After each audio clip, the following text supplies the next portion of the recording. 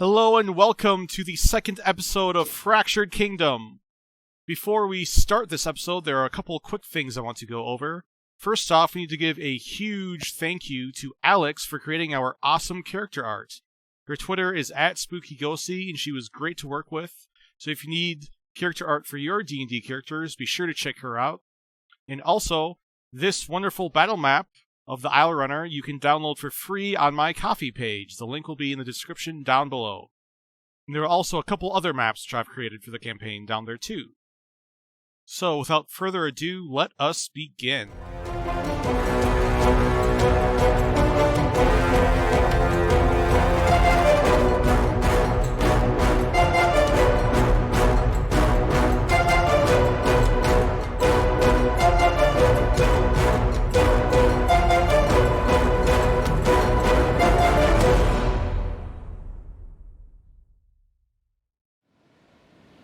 Last we left off, the Crown Gall teleported to the coastal city of Anatoli. The party unexpectedly met Alex Prinson Senior, the father of Emma's trainer Alex Prinson Junior, but still had questions over Junior's true motives towards Emma. The party's ward then had her audition at Eastmarch University, the kingdom's quote-unquote magical school of magic. Unfortunately for Emma, the budding pyromancer accidentally opened another fracture during her audition. The Eastmarch Deans asked the party questions about Emma's character, as some believed Emma would be a risk if her powers grew, but thanks to the words of Ori and Michelmas, Emma was finally accepted into the school. With Emma getting a tour from the Evocation Dean Vakri Shain, the party went to the Church of Cognos to speak to Varole, the head of Michelmas' cleric order. Varole gave the party more details about their upcoming voyage to the Eastern Isles, where the axe of the famous orc warmaster turned Archdevil of War Daemo is believed to be hidden. Varole chartered the ship the Isle Runner for the voyage, and the party met some of the ship's crew, including the subdued and not very forthcoming Captain Valhal. The next day, on the morning of the 17th of Rain Blossom, the party waved goodbye to Emma as the Isle Runner set sail. They received a brief rundown of the ship from the black-bearded first mate Ham, and it appears the orientation is about to continue, with Captain Valhal approaching the party. Ham. Yes, Captain! Why don't you teach our passengers a few knots before giving them a tour of the rest of the ship? Aye aye, Captain! As the captain disappears into the bow deck, Ham looks at the rest of the party and says, I will make sailors out of you eventually. Grab some rope and listen up. Ooh. Let's have everyone make a dexterity check.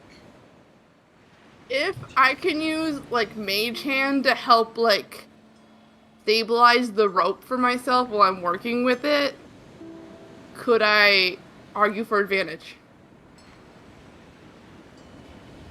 I'm gonna say no on this.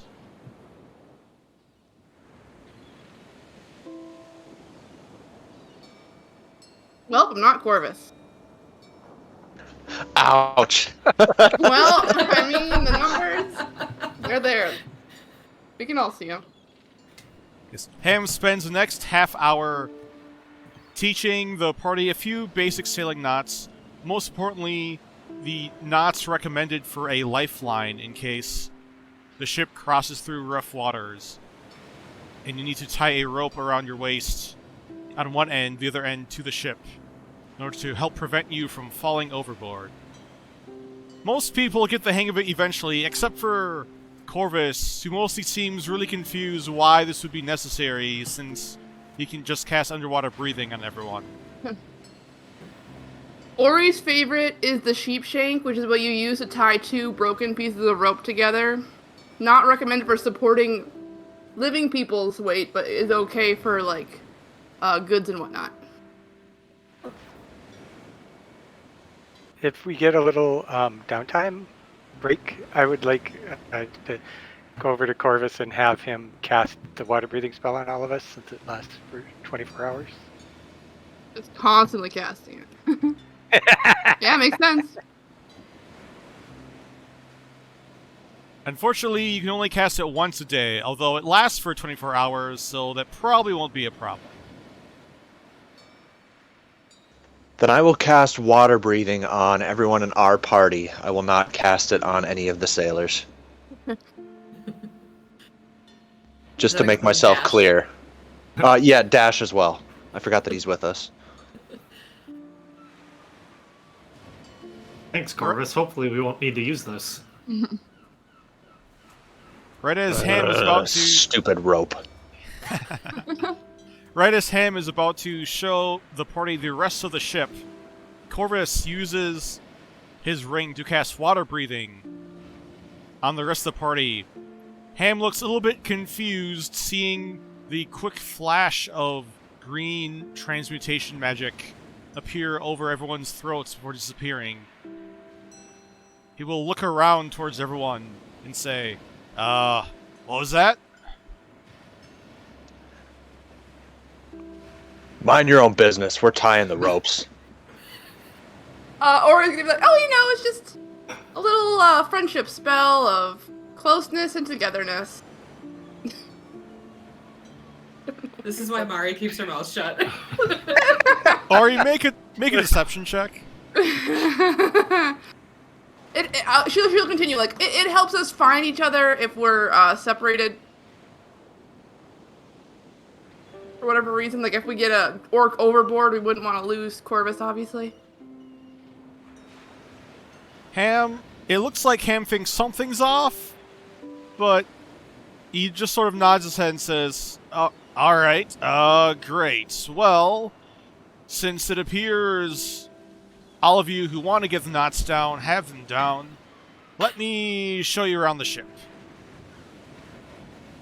Ori looks at Mars like and just says very quietly, I don't know why we lied about that, but then Corvus got defensive, so then I lied. I don't know why. It's probably not great. You don't need to know. But what if they ask us to find somebody and then we can't? We'll say we forgot to cast a spell. That's what we'll say. Okay, great. Yeah, we Good didn't talk. hit everyone. We just didn't hit everyone. Yeah. Oops, it didn't work. Misfire. As Ori and Mari are quietly whispering to one another, Ham leads the party into the bow cabin. Inside, there is a large table with a couple maps set up onwards. In the room, there are 2 closets along with a large bookshelf with many other scrolls and books on there. The captain is currently leaning over the table looking at a map. As Ham says, alright, I'm about to show all of y'all the most important room in the ship. This closet right here is the chamber pot room. You're welcome. Oh. Great. Yeah, that is good to know. What kind of books are on the shelf? Make a perception check. Actually, investigation. Okay. Quickly running through, most of the books don't actually have a name on them, but from what you can see, it appears just to be a few atlases, from what you can tell.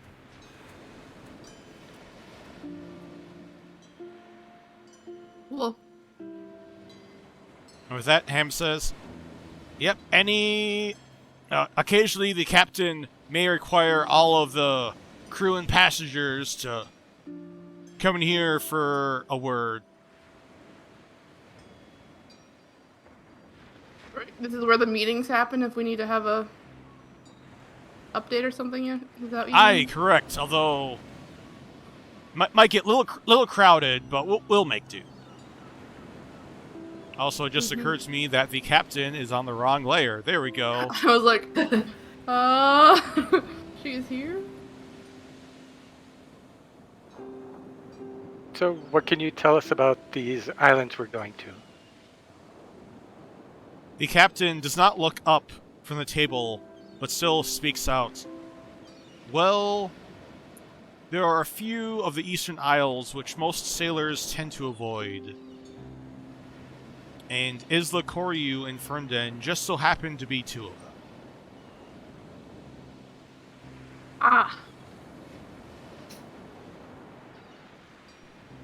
you saying there's not much known about them? Why are they avoided? There are many popular sailor stories about how those islands are not uninhabited. So the rest of the islands are? Correct. Have you made this voyage before? I'm assuming not to these particular islands, but to the islands in general. Plenty of times. And what sort of what to what end? If you're not carrying passengers generally. Mostly just making cargo runs, trying to collect fruits and any other food and edibles we can. Ever had cocoa? You know what? I haven't. I've heard of it. Well, at any rate, when we take you to the islands, the crew and I will stay on the shore and do our foraging there. Okay. Alright. Ham says, "Alright, let's leave the navigating to the navigators. Follow me." As Ham leads the party back onto the deck, he points over towards the stern cabin and says, "The captain's quarters are down there." For reference, although I don't advise walking in unless you have permission from the captain. Understood. Alright, let's go below deck. And as Ham heads down, the party follow him down to the lower deck. He quickly points over. Down here, he says, "Alright, so my quarters are here. Breo, our quartermaster, he has this cabin, and right back there is the galley. Porter is in there currently making something."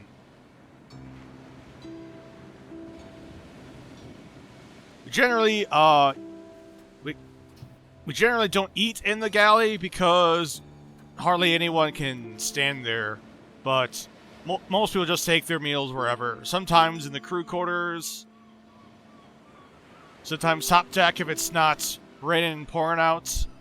But speaking of crew quarters, as Ham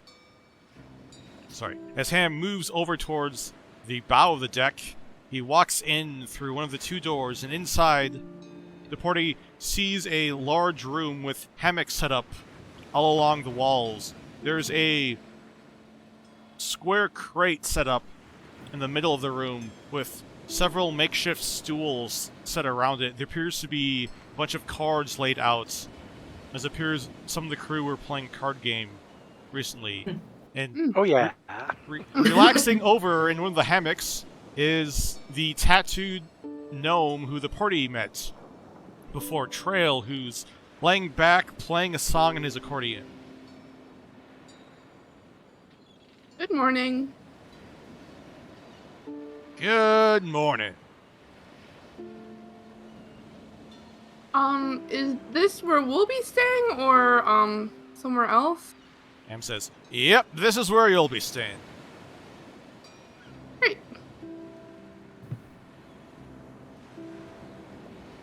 I'm assuming there are, like, obviously, like, available hammocks that don't yes, have, like, personal effects under them.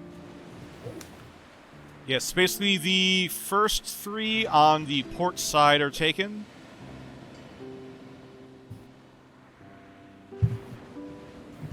So the one Michelmas is on, the one between him and Trail, and the one Trail is on, those are taken. But all the other ones are available. Okay.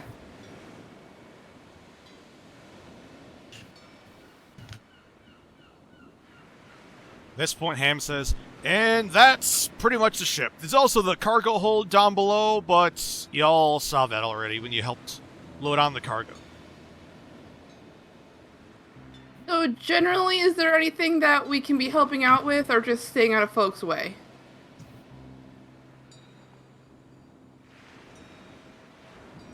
Well, as long as you're not obnoxious with your questions, we'd appreciate a little bit of help here and there. We are running a pretty bare-bones crew at the moment. I'm happy to help, however I can. Yeah, agreed. Oh, I can't promise to keep the questions down low because I want to make sure I'm doing things right.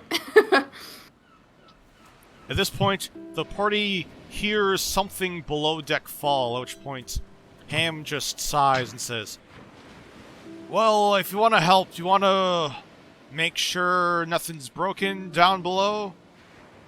Yeah, we can use some of our knots we learned to secure it. Yeah. Great. When we were loading stuff, I should have paid more attention. Did we get any idea of what kind of cargo they're running with us? The party did not. I know Ori thought she was carrying mostly crates carrying food for the voyage. Yeah, I kind of tried to figure it out, but I didn't do super well.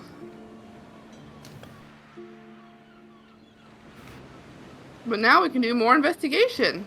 Yeah, now we'll go snoop around. In a helpful manner. Yes, perfect. So that mean Ori and Mari are going down first? Yeah. Yeah. Always a dangerous question. Yeah. I'm sure there are no monsters stowed in the hold. Just out of curiosity. They were transporting a beholder. That's why the box was so light. It was just floating inside there.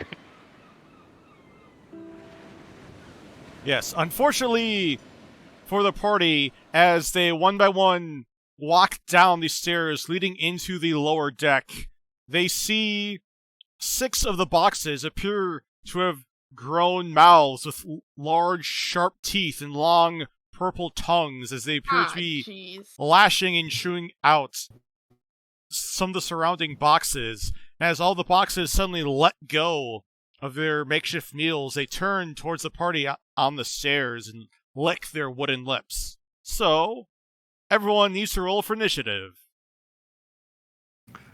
Great. I didn't think you were going to be right when you said that, but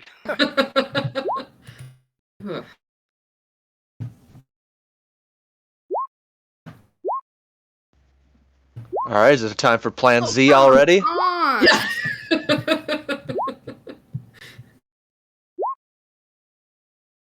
Plan Z. I don't think so. I'm really happy Jacob didn't hear that part, because that's not a bad idea. Yeah, I do like that. Sure, just surprise me later on with whatever it is you plan on doing. Hopefully it doesn't come to this point. This is like a Typed out my plan already. this that's is a Plan Z kind of level thing. this is like break glass in case of emergency type of thing. Yeah, absolute last resort plan, but, I mean, it's a good thing to have. But not a bad one. I have a plan FB, Fireball. But that comes after Plan Z. Yes, fireball on the lowest deck of the ship. Yeah. What could possibly Right go at the wrong? waterline there. Right below the waterline. I forgot to click on my token, but I got a 12. Good grief. Oh, what do I want to do?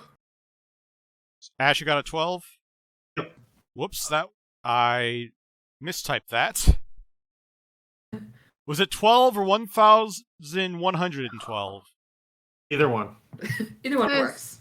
is rough. I can't use Earthing Grasp, and I can't use Flaming Sphere, and I can't use Fireball. That's like half of my damage spells.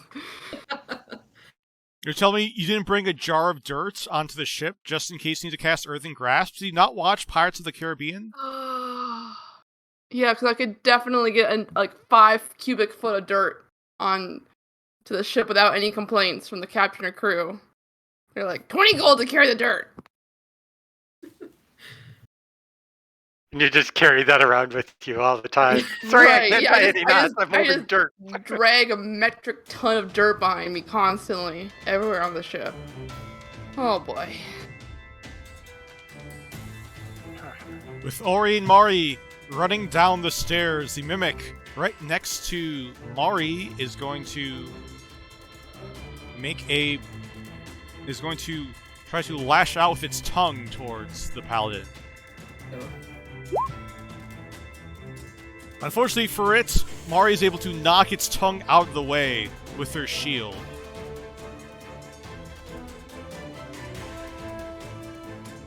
That will take us to Ori.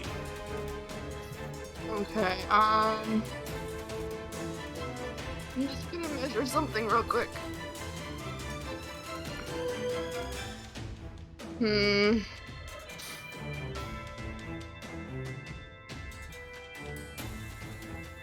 Okay, well, I guess I'll start out casting Fairy Fire so it hits like those.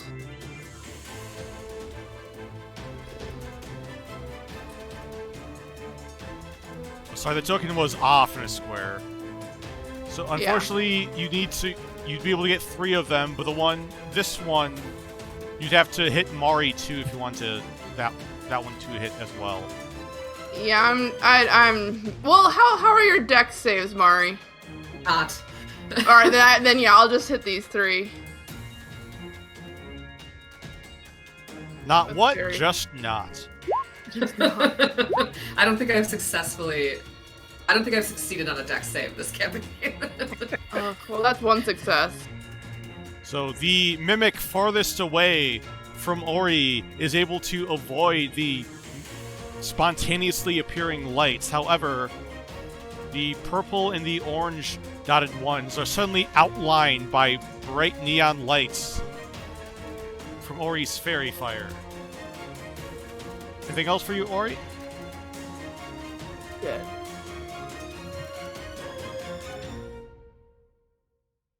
Right. The next mimic is going to move up and lash out with its tongue at Ori. Cool. Ah! Which will also miss. Unfortunately, it wasn't able to get a good angle on her. In fact, actually, it can't even attack her from that angle, so it'd have to instead move around to there and miss. With that, we now go to Corvus. Can I come barreling down the stairs? Yes, you can. I want to come barreling down the stairs and end up here, if I could. You can? I'm going to use my bonus action to enter my rage, and I will make a reckless attack against blue using my Great Weapon Master.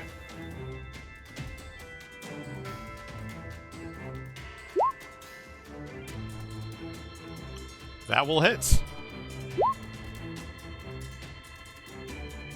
Forgot to add my rage damage, so 21 slashing and 5 radiant against blue.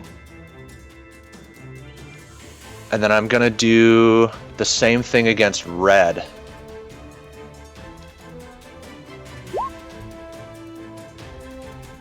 That hits as well. So then 18 slashing against red. And I'm going to stop. And I can't really go anywhere, so I'm going to end my turn there.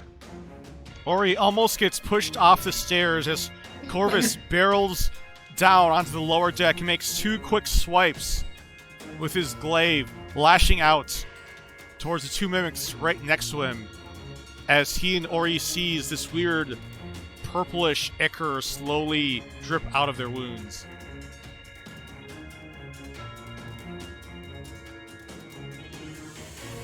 Yeah, I kind of forgot I was standing on the stairs. Oops. Give me 1 second. I need to fix the tracking order. Alright, next up is Ash. Okay. I'm gonna run down the stairs and sneak between everybody here. And then I'm gonna bonus action cast Hunter's Mark on orange. And then I'm gonna hit it with my rapier. And it's in the fairy fire, so I get advantage on it. Correct. try to stab at it. 15. That will hit. Okay, so that does 8, plus the hunter's mark, plus my new sneak attack, for a total of 19 damage Nice. on that attack. And then I will stab it again. 25 to hit. That also hits. And another 1 from hunter's mark, so another 8. You can also get Colossus Slayer because it's now taking damage. Oh, you're right. So another 5. Nice.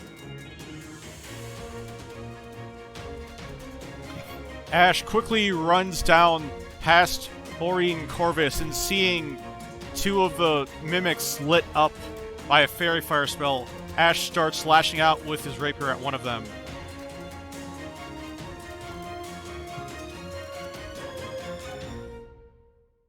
So now the second mimic next to Mari is going to lash out and try to grapple Mari with its tongue. Ew. No! Unfortunately for Mari, the tongue lashes out and wraps around her arm, dealing Mari 8 bludgeoning damage, as she is now grappled by the mimic.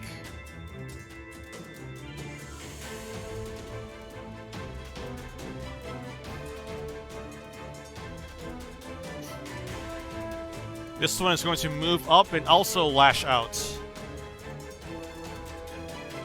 towards the paladin.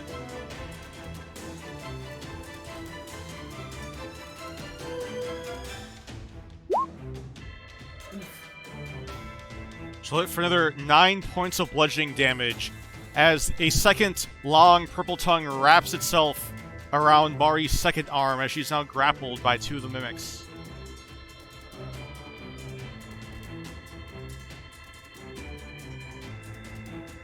One of the mimics, hit by Corvus, really did not like that, so is going to lash out and try to grapple the barbarian.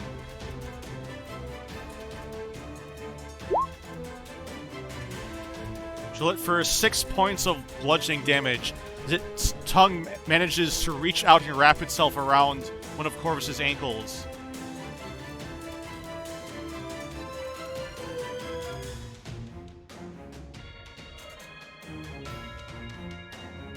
The last mimic is going to hop on up along some of the other crates, move over towards Ash, try to grapple Ash. As Ash suddenly takes 10 points of bludgeoning damage as he now is grappled by another one of these crate mimics. Should that attack have been at advantage? You did Reckless, right? Yeah, but you Me? targeted Ash. Oh, you're right. I didn't. That last one should not have been at advantage. So Ash was not hit or grappled. Yay! However, Mari is by 2 of the creatures, so it is now your turn, Mari. So if I'm grappled, can I still attack or no? Yes, you can. You just can't move. Oh, great. And we're just gonna attack. So I'm gonna go. So green and purple have me. Green and orange have you grappled. Okay. I'm gonna go after green. 22 to hit for 13 slashing. And then I'm gonna go ahead and Divine Smite at a first level. Another 9. Now sword to green. Green.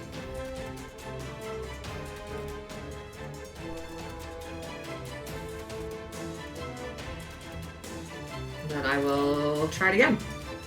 Oh, also, it is purple and green. You are correct on that. Okay. Have you grappled? Perfect. Green again, 17 to hit for another That 10. also hits. Are you going to Divine Smite that one too? Yeah, might as well. So another 10.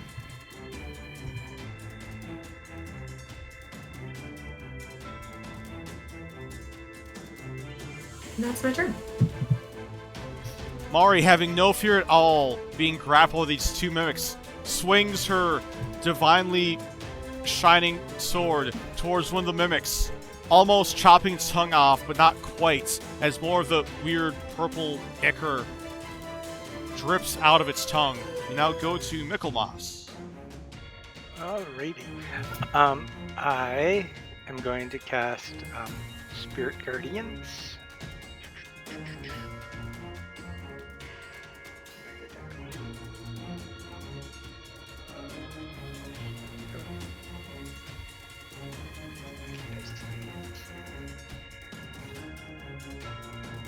Did I take that off? God dang it. I'm not going to cast that because I don't have it memorized today. Okay. As I come down the stairs, how far can I get down the stairs?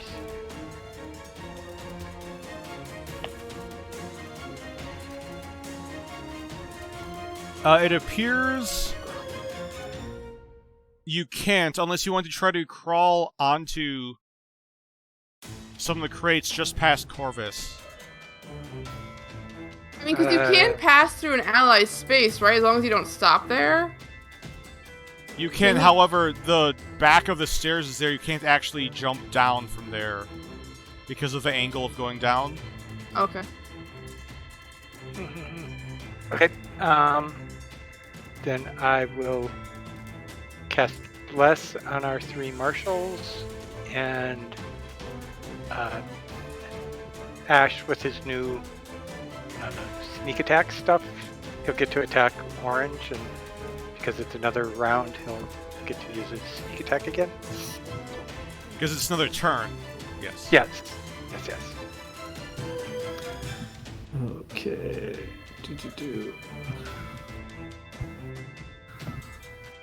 Yep, I will attack it.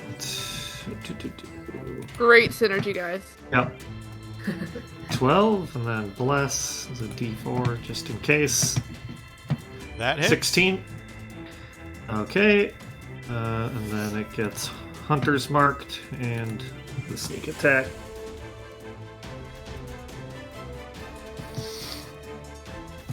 Thanks to the blessing from Michelmas, Ash is able to swing out and cut off the tongue of the mimic before it slowly falls down lifeless before its body then dissolves into weird purple mess. Then I'm done.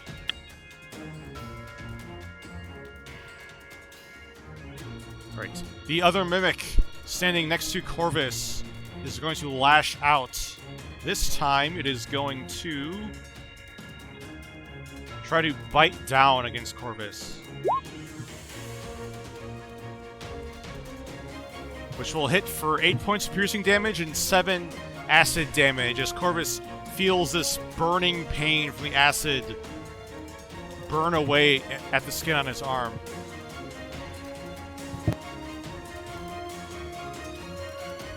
Now go to Ori. Alright, Ori's gonna cast Magic Missile at 2nd level. And I'm gonna target the first 2 darts will go to green, and the other 2 will go to blue. So first 2 to green, second 2 to blue.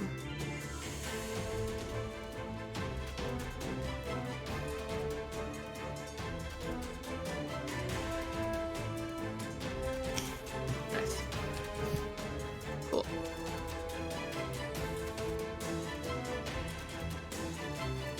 The arcane darts quickly shoot out,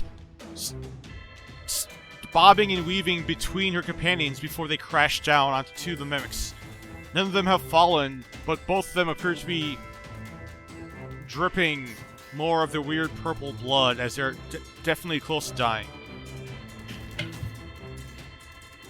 Any bonus actions, Ori? Nope, that'll be it. Okay, Corvus. Reckless attack, Great Weapon Master at blue.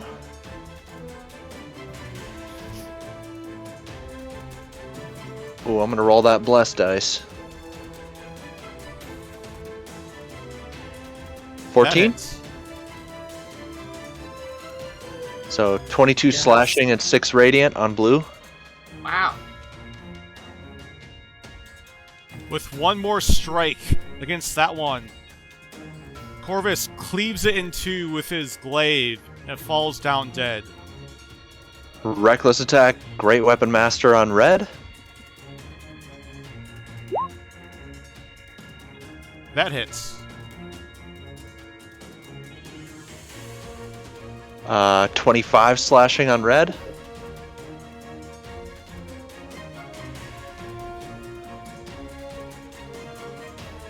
The Mimic appears to be barely hanging on to Corvus as Corvus's glaive quickly swings around in one fluid motion right after killing the first Mimic, almost killing that one, but it's still hanging on.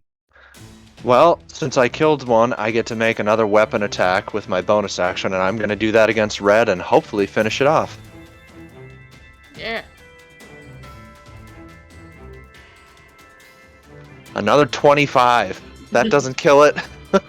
Corvus, determined to kill all of these himself, is able to kill off his second one as another one falls and slowly dissolves. And that's it for me.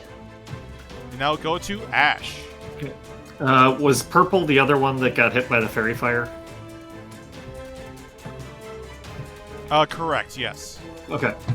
I will bonus action move Hunter's Mark onto purple, and then I'm going to try to stab it.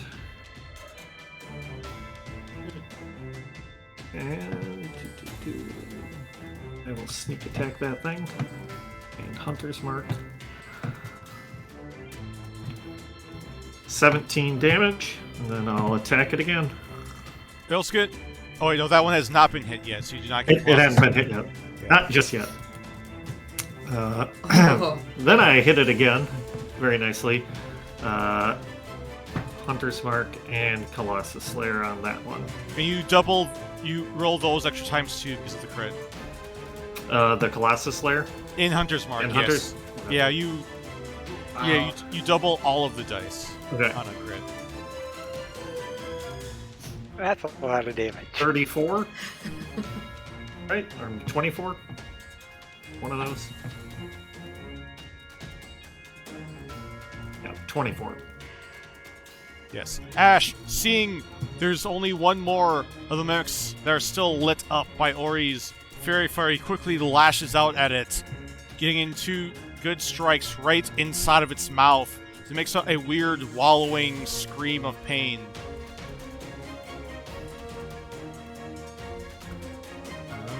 And that's it for me. One of the mimics right next to Mari is going to try to bite down on her leg.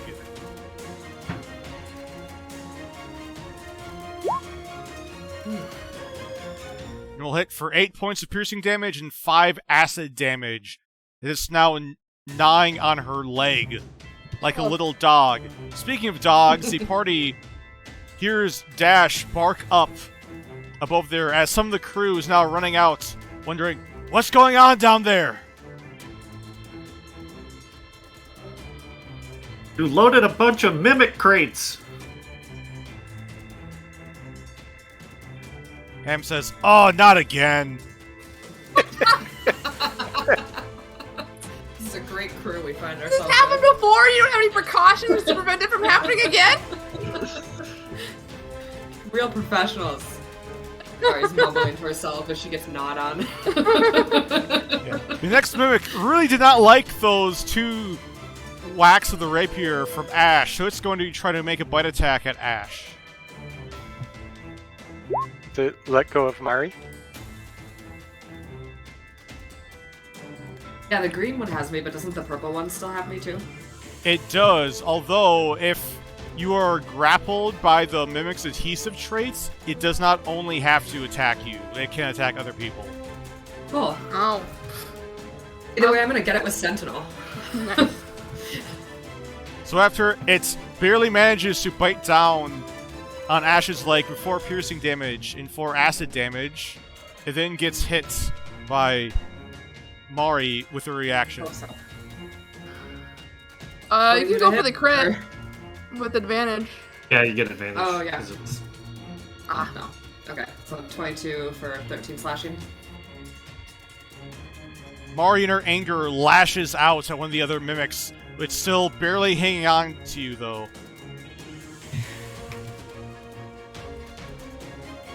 That mimic's dead.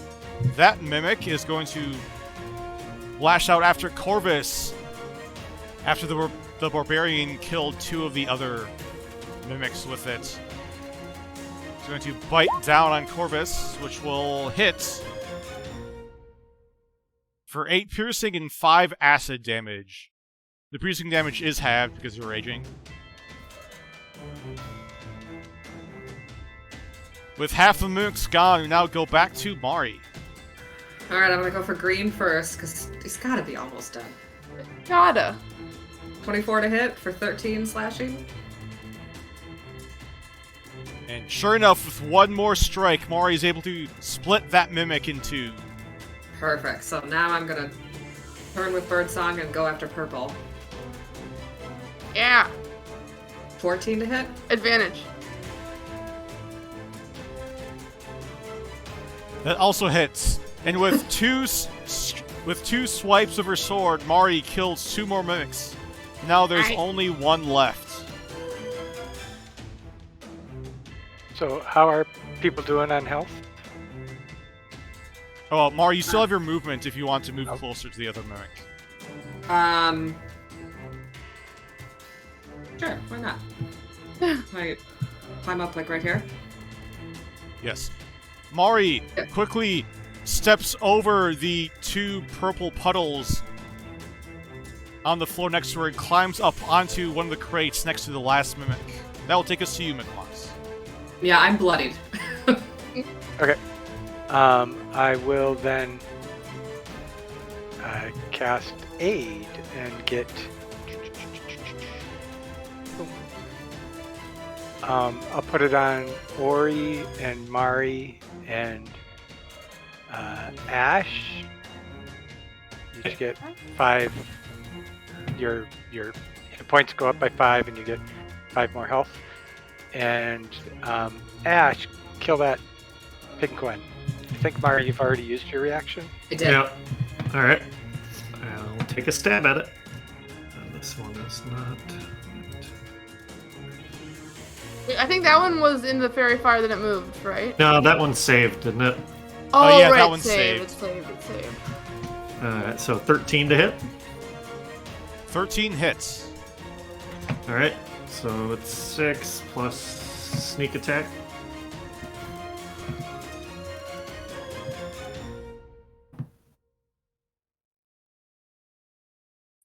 Ash, feeling the aid of Michelmas, lashes out at the last mimic who was not hit yet. And after it gets hit, its mouth opens up and it lets out a weird, strange towards Ash, trying and failing to intimidate the ranger. Anything else for you, Michelmas?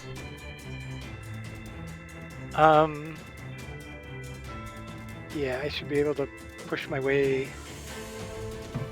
Oh. Can I get into here without? Yes, you can. Okay. And I'm done. Now go back to Ori. Alright, I'm gonna cast Magic Missile at 3rd again. Obviously all on the pink.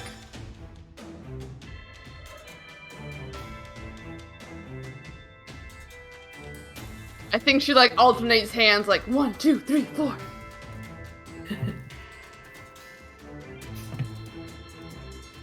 Ori pulls off her best gunslinger impression, quickly firing off 4 magic missiles. Is it still up? It is still up. The Alright. attack from Ash was the first attack that hit it. Then I'm gonna quicken cast Mind Sliver on it too. Don't you get 3 at first level, 4 darts at second level, and 5 darts at third level? You're casting it at third? Oh, did I say 3rd? I heard third. I you meant said second. third. I meant second. I ticked down second. Okay. Its int save.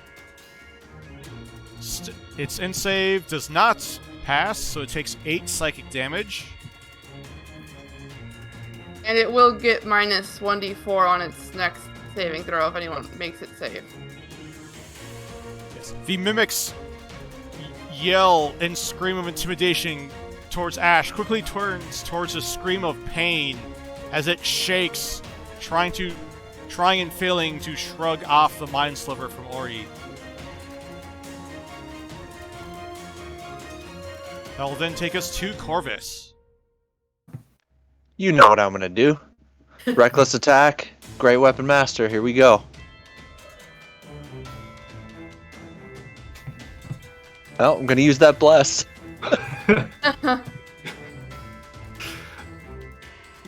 Unfortunately, boy. 10 does Ouch. not hit. Dang. Well, then the second hit, I'm gonna try again. Great weapon master, reckless attack. That one will hit. So 22 slashing and 6 radiant.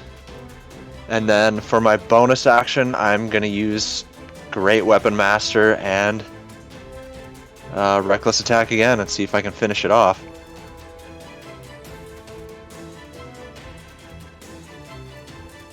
Corvus, how would you like to do this? Oh. Well, I'm using the blunt end of my glaive, so just come straight up over the top and just smash it into splinters. Yes. Corvus, after getting in one attack, quickly spins his glaive, bringing the butt end of it straight down right onto the top of this mimic as it quickly splinters. Pieces going everywhere. All the pieces then slowly dissolve into a weird purple substance. And with that, all the mimics have been killed. Woo. Mari, do you want to go yell at them and give them a piece of your mind? Are you trying to egg her on, Mickey? Sounds like it. At this point, all of the crew, well, most of the crew is running down towards the cargo area, wondering what exactly is going on. You've had experience with mimics before? How is this not the first time? Ham will say, I mean, it's not a common occurrence. It happened once, I don't know, 25 years ago? All right. Old are you? I may be old, but I'm as spry as a 16-year-old. Looking at Ham, it looks like he's in his 40s. Okay. I mean, Ori probably isn't great at judging that anyways. Is Ham a dwarf? Or is he a human? Ham is a human, but he does have a big black beard, even bigger than Corvus's beard. Oh no. Uh-oh, Okay. Corvus. Okay. As more of the Corvus- crew steps down, the captain will just look around and sigh, and then say, Rayo, yes, Captain. Do an inventory to see what we're missing, what's damaged. Aye, Captain. Billy? Yes, Captain. Find the mop. Ori will start doing some prestidigitation to help clear up the goo. That was probably not super fast. I'll take out like my dagger and poke every Yeah, I was gonna go kicking some boxes. Ash, Michelmas, make investigation checks.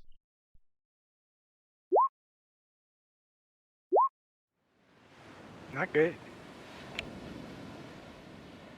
So, with Michelmas being very proud of his cleric robes, there are a few places in the back where he wasn't willing to climb up over and double check.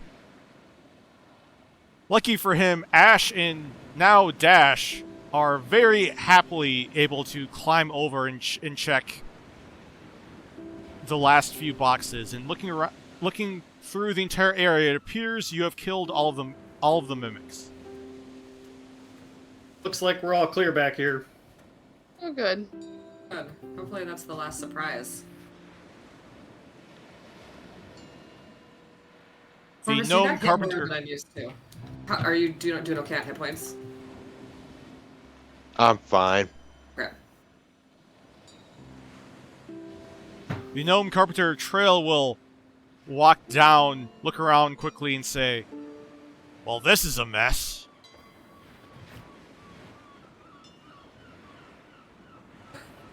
That's one way of putting it, yeah. Yeah. As Breo, the ship's elf quartermaster, has a clipboard out, quickly double-checking everything. He doesn't look away from his clipboard, but still yells over towards Trail, "If you're not gonna help, you may as well not be here." At which point Trail will say, "Fine, whatever you say, boss," and then quickly leave.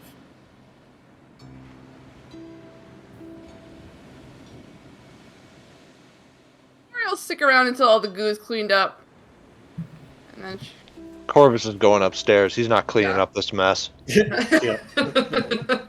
Yep. Need a little fresh sea air. As Ori stays down in the cargo deck, helping the cabin boy Billy slowly clean up the remnants of the mimics, Billy will ask Ori, "So, I couldn't help but notice that, half-elf who was with you, she didn't come along on the voyage?" oh no, she's a student at the academy now. We were just Oh. dropping her off. Oh, that sounds cool. She isn't, by any chance, not seeing anyone at the moment, would she? Is she? Really?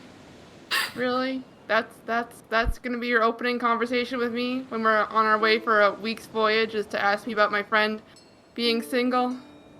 That's pretty boring, man. And she's gonna leave him to do the rest of the mess himself. Can you put in a good word for me? Ori's ignoring him.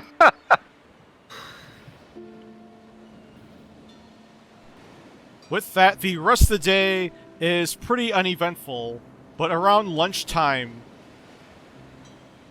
the party makes their way over towards the galley. At the stern end of the ship, where inside they see a tall Aesmar man with long brown hair and pupilless, shining gold eyes, who appears to be making a stew of some kind.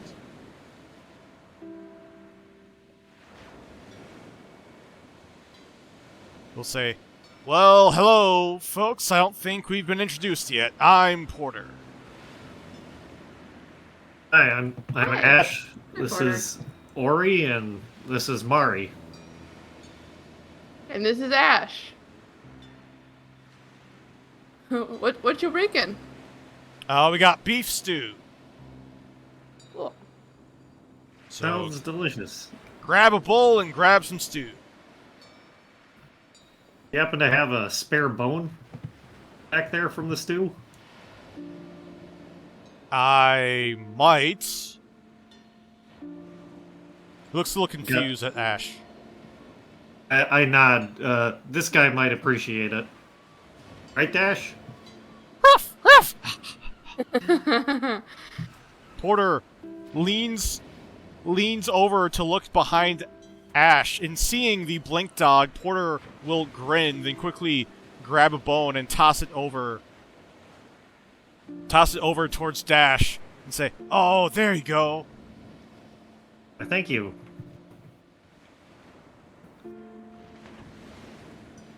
It's at that point Ash and Ori see something small and white quickly scurry behind a couple of barrels which are set up in the galley. If I think, do I have any idea what it is in particular? Or Make a perception check.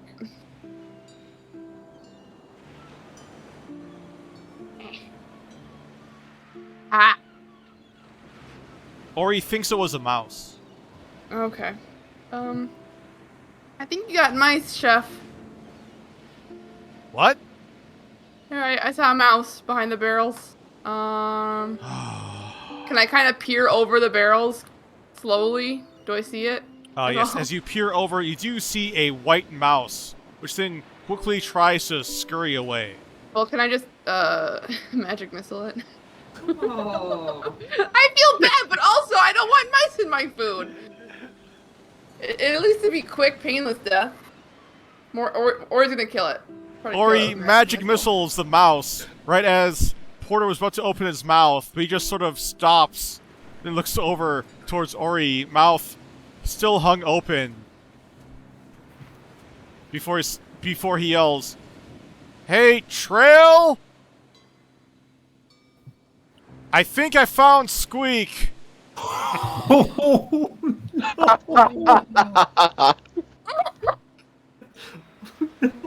Trail comes over, pushes past Ash, and standing next to Ori, he looks over and sees his pet mouse is dead, at which point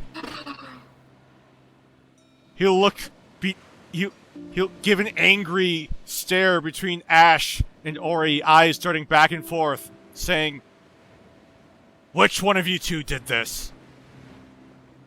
I did, and I didn't know it was a pet, but also I didn't think vermin should be among the food. You know, pooping in it and eating it. So next time, pick a. He's not vermin! He's a pet! That was getting into the food. Was he getting in the food, or is he just running around the food? How do you know what he was doing? Why would you kill him? It was a mouse in the food!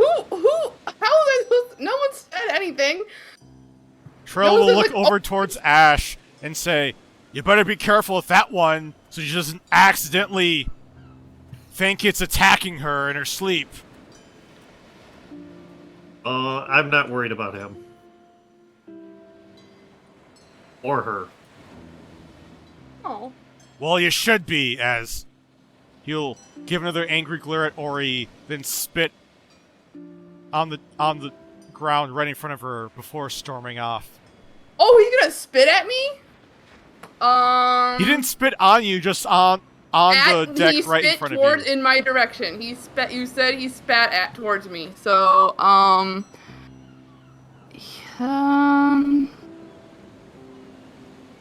wish I could do something. We maybe need Plan Z after all. What can I do? What can Did I I hear any of do? this? Like, I was right outside. You did hear all of this, Mari. I did. Okay. Corvus is sitting at the table chuckling at this development. Yeah, Corvus hears yelling at the other end of the deck. Okay. Where is this guy going? Or is not gonna react right away. Where is Trail going? He appears to be walking back towards the sleeping quarters. Alright.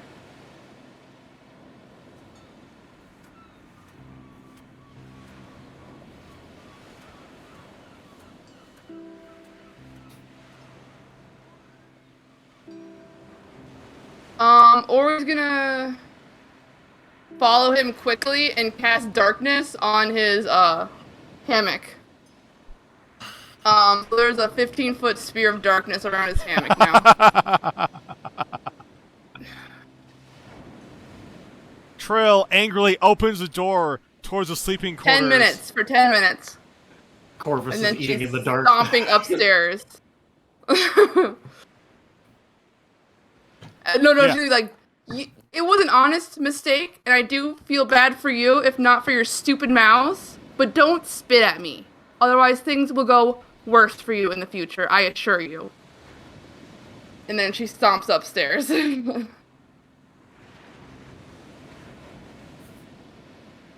Trail will walk up to his hammock and just give a big, "Oh! How can you stand her?"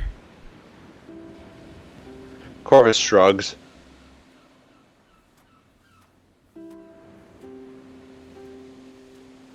She's good in a fight, what can I say?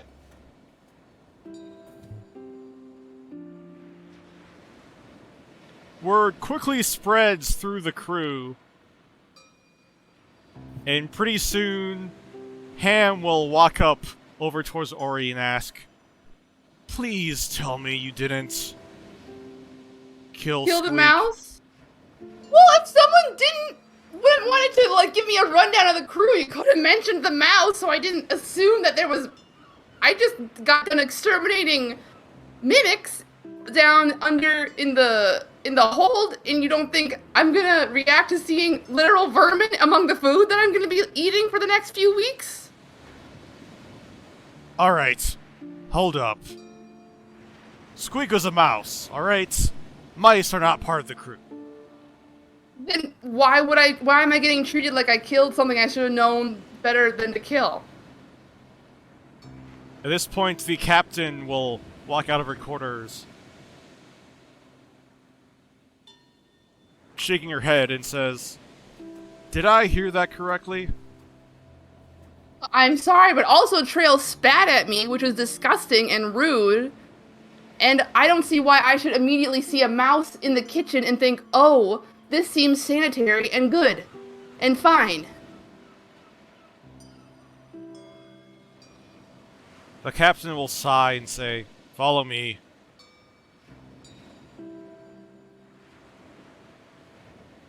Does Ori follow? Yes.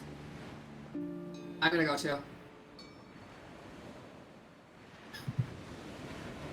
The captain will lead Ori and Mari into the sleeping quarters where Trail is angrily huffing and puffing next If to it's Corvus. been less than 10 minutes, the darkness is still up. Yes, the captain will stop in the doorway for a moment, seeing the giant area of darkness that's covering Trail's hammock. I don't like being spit at. I can see that. Trail? What? She started it!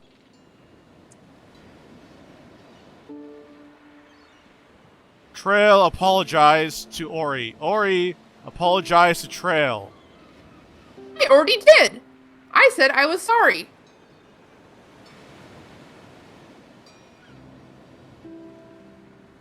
Just apologize again.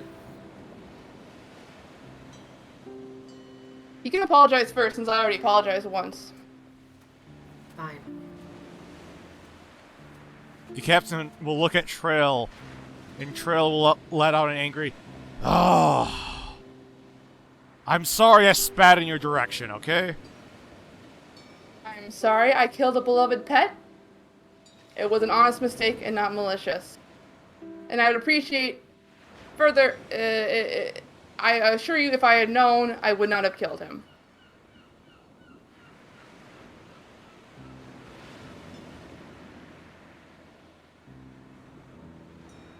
And, she'll dispel the darkness.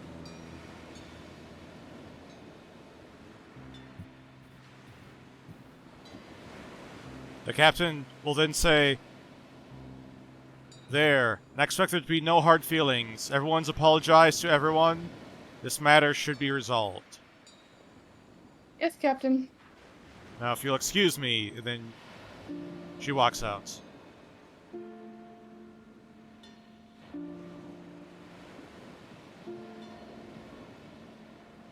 Ori's not gonna hang around. Oops. Ooh. With the party now taking a moment to eat their helpings of the beef stew from Porter, it is surprisingly good for such a simple meal on a ship. But as Trail is very angrily eating, he'll look over towards Corvus and ask, "So, you ever thought about getting a tattoo?" Never thought about it. But I'm not against the idea.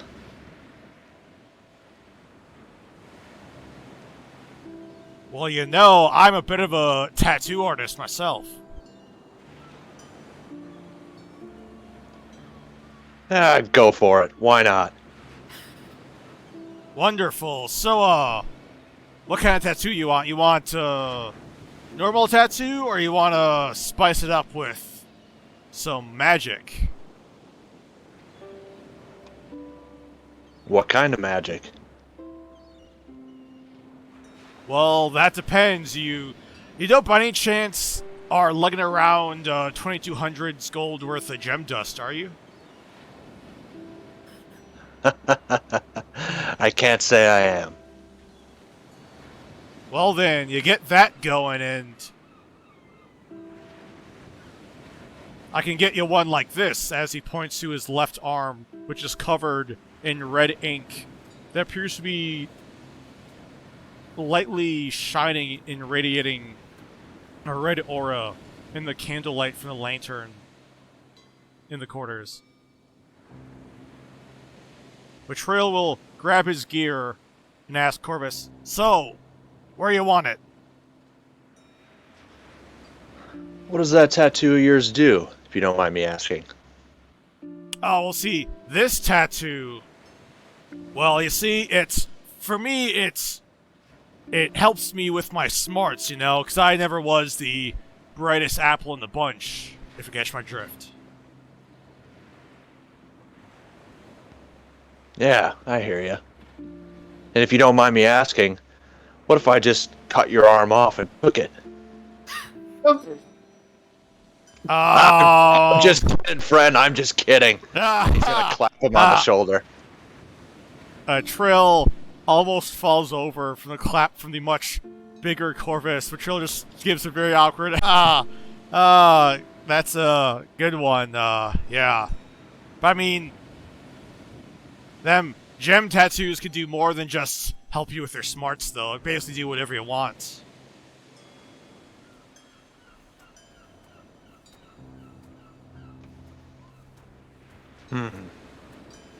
Can they make me hit harder?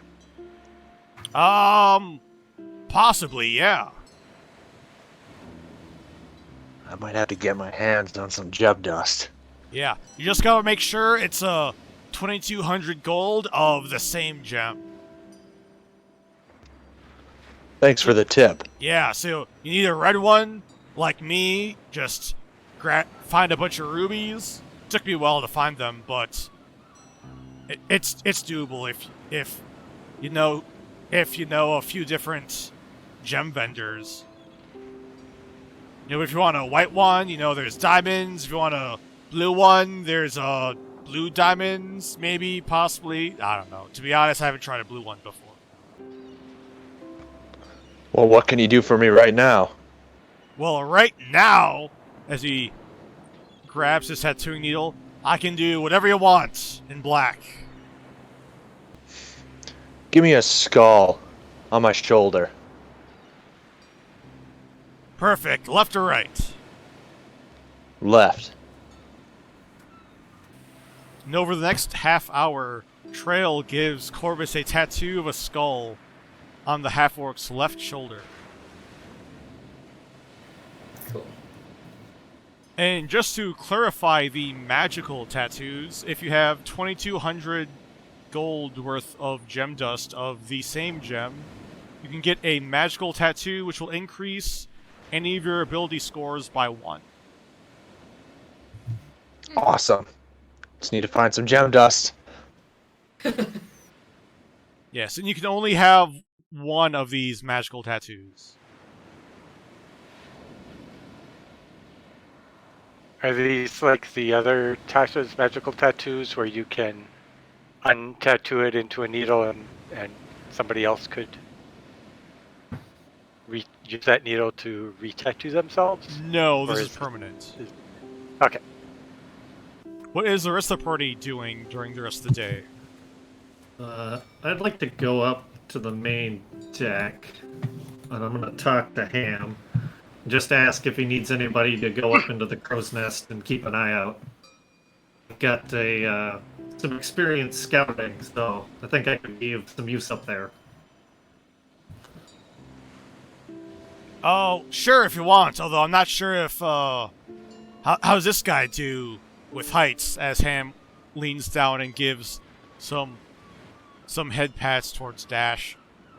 He'll probably stay down here, but All right. Oh, Well, hey, you know why they call the top deck the poop deck, right? no. Why do they call it the poop deck? It's 'cause where the birds poop. I see. And just as a word of warning, wherever this little guy goes to make his poop deck, the captain and I will have you be responsible for cleaning after him, alright? Yeah, sure. Perfect, although that won't be a problem because this one's a good boy, aren't you? He's the best boy. As Dash rolls over to get belly rubs too. Ash, why don't you make a perception check as you spend some time in the crow's nest? Yes.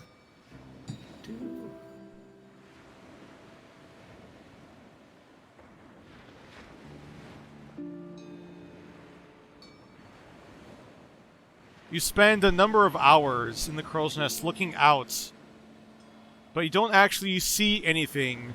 Nothing except for what looks like endless blue waves all around you.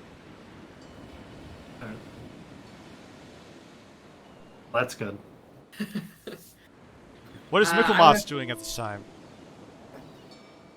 So, with the new Tasha's things,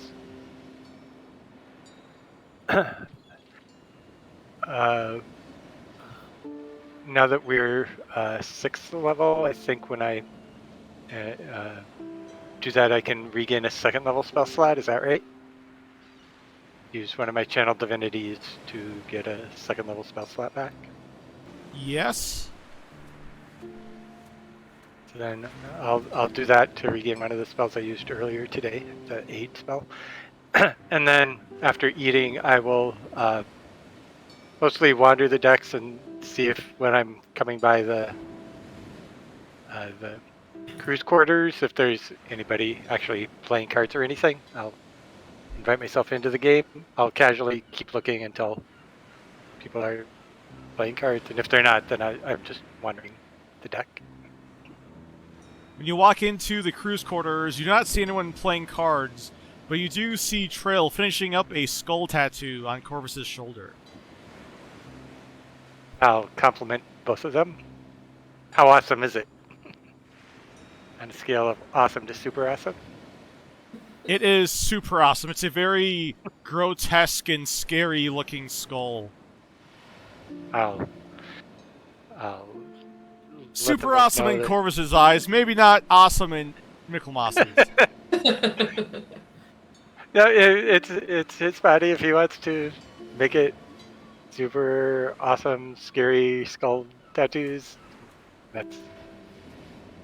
that'll do good. So, otherwise I'll just like be wandering back and forth between the lower deck and the poop deck, watching out around the seat, trying to not get sick. Hey. Are Mari and Ori checking out the ballista? Ori is sitting at the bow of the ship using shape water to freeze little balls of water and chuck them into the ocean as hard as she can. I just wanted to check on Ori. Hey, that escalated pretty quickly, huh? Yeah. How you feeling? I'm trying to let it go, but you know that little dweeb Billy made a stupid comment about Emma and then that happened. It's been a kind of a bad afternoon, starting with the mimics and going forward. Billy said what now?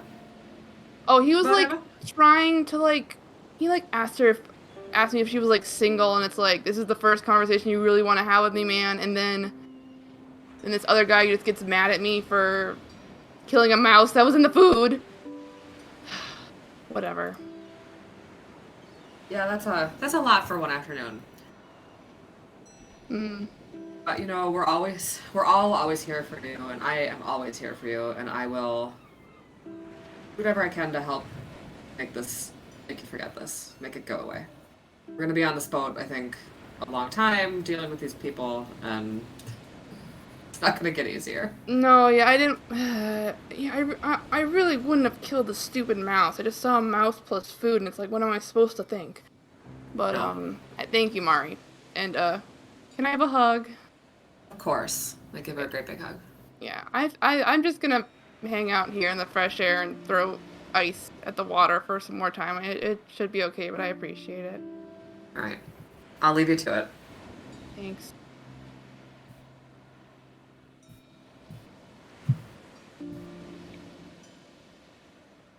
The afternoon and evening are very uneventful. And as the sun sets, everyone heads in towards the crew quarters. At which point it appears that Trail, Porter, and Billy have pulled out the cards and are starting a card game.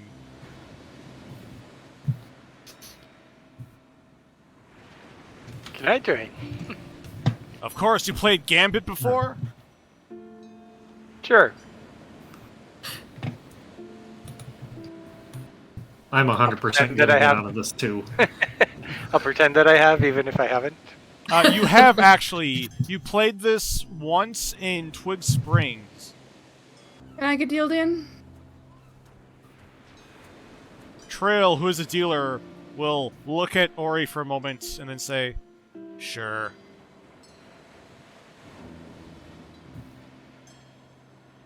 Although, just so you know, buy-in's 2 silver. Alright. Jump change. Count me in. Yeah, if there's room, I'll play. Oh, big pots. All right, this is gonna be fun.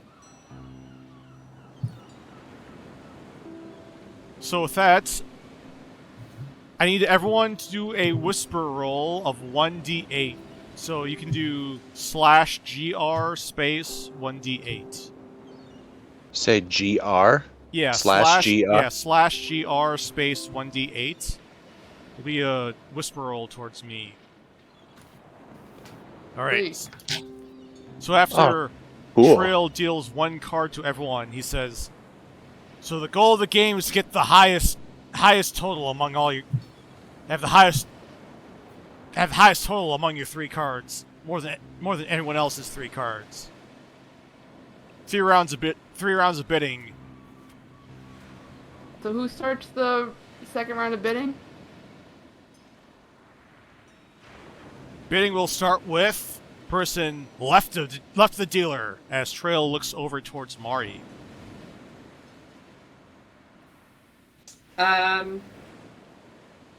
It's silver. Yeah, I'll throw out another 2 silver. Yeah, so this point, everyone before the cards were dealt, everyone had to put in 2 silver. Yeah, I'll throw in another 2.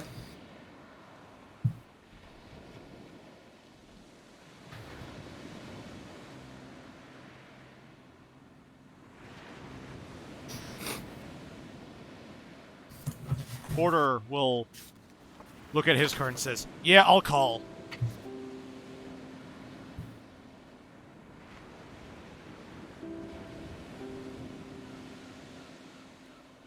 Billy will look at his and says, "I'll call too."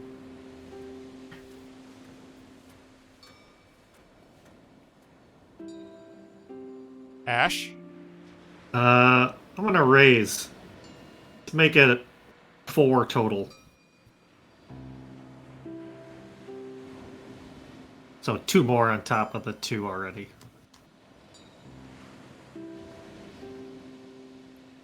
I'll call, so that's 4 total for me then. Ori will call as well. Absolutely, I call.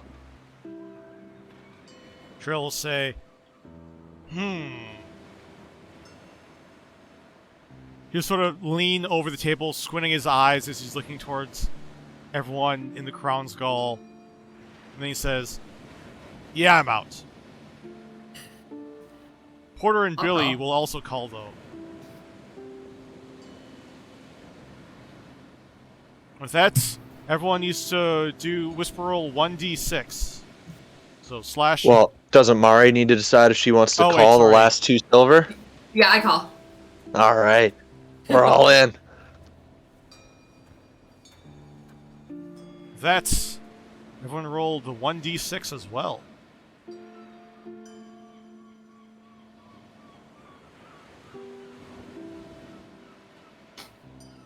$1d6 or 1d8?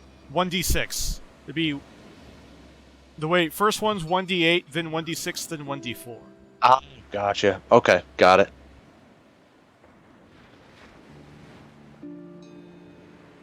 When you're in your text box, you can press the up arrow to like go to your last dice command, and then just replace the 8 with the 6 too. Ooh. Tips and tricks. Yeah. So, Mari, you are leading. You lead the betting again.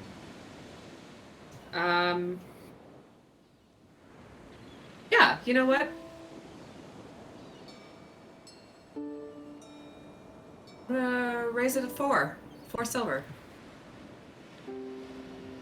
For in addition to what you've done before? Yep. Yeah, it's a new round of betting, so it's 4 to stay in this round.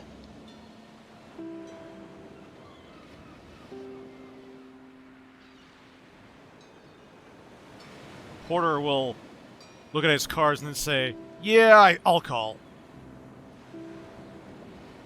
Billy will say, "Yeah, I'll call too."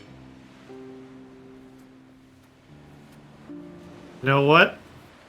I really like my cards. Let's make it 20.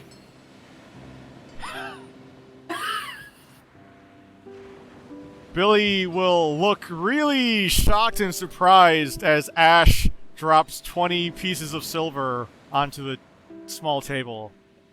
Ooh. I'll look at Ash and I'll call. I'll drop 20. 25.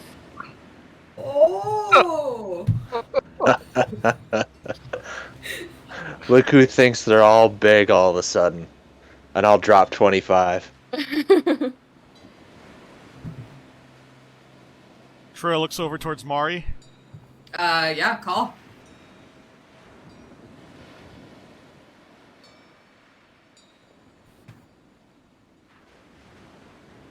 Porter looks down at his card and says, "Yeah, why not? I'll call." Immediately after, Billy says, "I'm out." Smart move, kid. Yeah, I'll call that last 5. Me too.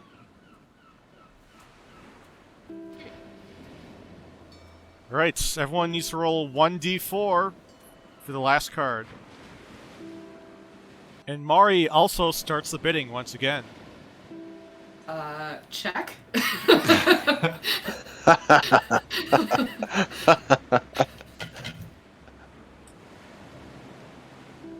Porter will also check.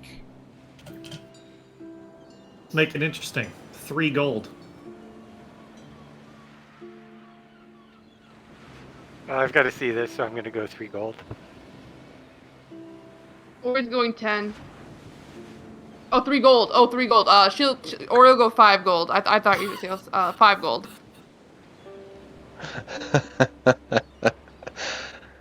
Why not? I'll play. 5 gold. Yeah, call. Porter is going to say, "Yeah, this is way too rich for my blood. I am out." We totally took over their whole game. Well, I gotta call. I can't not call at this point. So everyone in the Crown Gall. Have you been keeping track of the pot, Jacob? Because I Yep. have been I kept mine. I forgot to 1 track second. my contributions.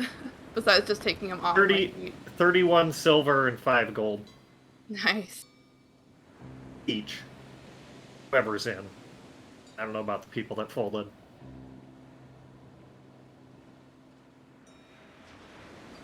The total pot is 400 and 6 silver. Sorry. So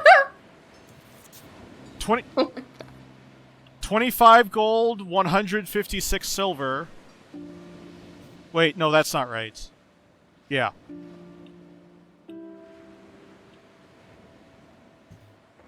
And as everyone in the Crown Gall flips up their cards, Oh boy. what's your total, Ori? 13. Mari, what's your total? 17. Ah, dang. What? Nice. I thought I was sitting pretty with. I What thought are I was your sitting totals? pretty with 11. Well, I'm gonna muck my 14. I thought that was gonna be good enough. I got a 6 on the d6 and a 4 on the d4. I did too! And I got a 7 on the d8. Dang. Yeah, And you checked? Yeah, why Because I'm didn't you terrible at You poker. should raise. You had one less Remember, than absolute max. Ash is staring me right in the face, so I gotta actually do poker face things. Does Michelmas reveal his total or no? I just pushed my net and walked away. Can I look at his cards? Can I look at his cards? Yes, looking at his cards, it appears that Michelmas had a 2, a 2, and a 7. So a total of 11. Okay. I love that Mickey is addicted to gambling and terrible at gambling. That might be my favorite character trait. Or he's gonna high five Mari. Thank you, thank you. With Mari being the big winner, the crew from the Isle Runner who are there with you just give a slow clap.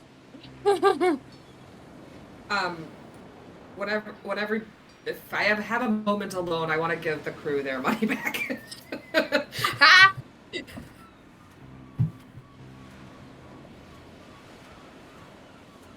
Okay, so then mark off. Oh, I forgot to include the initial round of silver, so that will cover theirs. So Okay. yeah, that will cover the cruise cuts. At which point, Trail will happily take it back and just say, "You know, y'all are something else." I Don't try to mean, be. we did pay 10 gold for the privilege of this voyage, so We don't That's back it? down. that's it? Each. Yeah, I know. That's it. I thought it seemed kind of steep. Actually, now that I see the boat and the accommodations, it does seem kind of inexpensive. Yeah. Varole made the arrangements. I don't know what the deal was. Yeah, I guess he might have worked over a little bit more. Well, I don't know if you sort of got this from your little time you've had with the captain, but she's not exactly keen on having passengers. I would have figured she would have run up the price even more. And besides, you got a bed and a roof. What else do you need?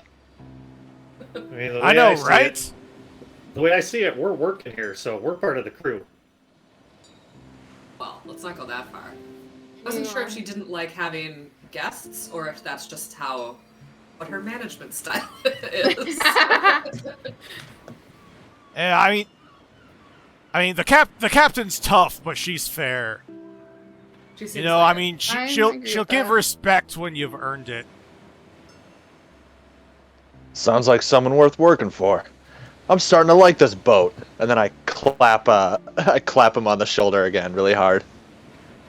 Trail almost This gets boat. knocked out off his stool, and he says, just don't be calling it a boat around the captain or Ham.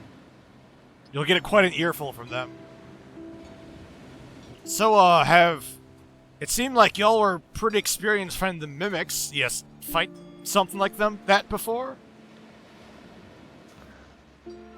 Yeah, we have. Yeah. Have we? I don't remember. We've Yeah. killed so many things. We've killed a lot There's of a things. rug. There was a rug one. There was a rug. Oh, right, the rug. And, like, there was some other furniture, too, I think. Yeah. But that was the hag's house, you know? So that wasn't the most memorable part of that day, I guess, for me. Billy looks really confused for a moment, at which point Porter says, "Wait, you found a hag's house?" Yeah. Oh yeah. Yeah, we've done a ton of stuff. I mean, we've battled hags, werewolves, Dragon. Demons. gelatinous cubes, giant spiders, snakes, Demons. alligators. Hey, I don't- hey, you said you'd never bring up the gelatinous cube again. I don't know that I'd call that a battle. We unmade a unicorn. You know, the usual stuff. Well, it wasn't a unicorn. It was a corrupted one. Still unmade it. I guess, but it sounds bad when you say we unmade a unicorn. Have you ever seen a sea unicorn? That was a thing? No. Of course it is. Tell me more. As Trill points to one of the tattoos on his right sleeve, and everyone sees him point towards a narwhal. Ah. No, I've not seen many sea creatures. Mostly on the land. Me, at least. Oh, the sea is full of all kinds of strange and magical beasts. At which point he'll look over for a moment towards the doors of the crew quarters, then one by one starts pointing out all of the monsters in his tattoos, which the party did not get a closer look at before, but it appears that both of his sleeves tattoos appear to be made up of several different sea monsters. He says, yeah, well, I showed you the sea unicorn. Let's see, I got a kraken right here. Got a nice whale, dragon turtle, a shark, leviathan, merid. They're like one of them water genies. Wow. Have you seen all these creatures? No, I wish. Let's see, I got a Tarrasque, a dolphin. Tarrasque. Sure. You seem pretty well, informed about magical creatures. Well, I mean, I just like the stories. But he'll look over towards Mari and says, "You didn't know Tarrasque is in the bottom of the sea?" Oh, I've heard of the Tarrasque, actually. I just thought Tarrasque and then dolphin was a funny segue. Well, you know, he'll lean in a little bit over the table and whisper, "You see, after the Tarrasque had to murder its mates after it turned evil and killed all the other dinosaurs. You know, some say it died of heartbreak, but I know what really happened. It walked off the mainland and just started crying so much that it filled up the seas. That's what caused the flood that buried the dinosaurs. I mean, why else would the sea be full of salt water?" It's a wonderful story. That makes logical sense to me. Yeah, see, you and I are on the same page here. I think we're the brains of this operation. Why, thank you. It's nice to be recognized for your strengths. At which point, Porter will just roll his eyes. Well, Ash is definitely going to claim his bunk right now. Because I know where the chamber pod is upstairs, and I'm not sleeping right below it. So, Oh boy. Dash suddenly poofs out of existence, then reappears right on top of Ash's head. oh, hey there, buddy. Who's a good boy? Quickly climbs down off of your head and tries to snuggle up next to you. I'm not going to be cold tonight. Ori's gonna look at Trail and say, would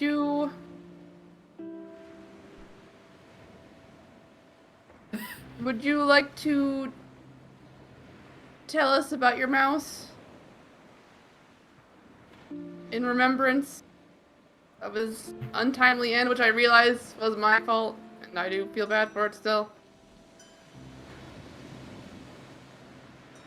Trill will let out a soft sigh and says, "Yeah, I didn't have Squeak that long, just a couple months. Caught him sneaking around the cargo hold before when we were loading on crates and stuff from our previous voyage." Okay. Really curious, he was. Sometimes got his nose into places he shouldn't have, but was always really kind for such a small thing. Would he hang out, like, on your person then? Yeah, he was with me a lot. I guess I didn't notice him wander off.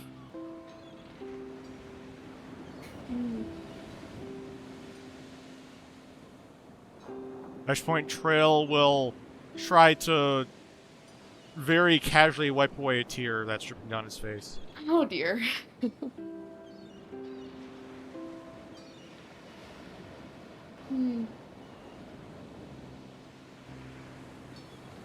Well, I think I'm gonna turn in for the night. Yeah. Well, have a good night, and if you feel that your stomach isn't quite up to the rocking of the ship, I think we have a bucket somewhere where it'd be much advised not just throw up all over the floor. You know, it'd be a shame to make little Billy here wipe up your mess. What a shame indeed. Michelmas, during that conversation, after you stormed out of the living quarters, where did you go?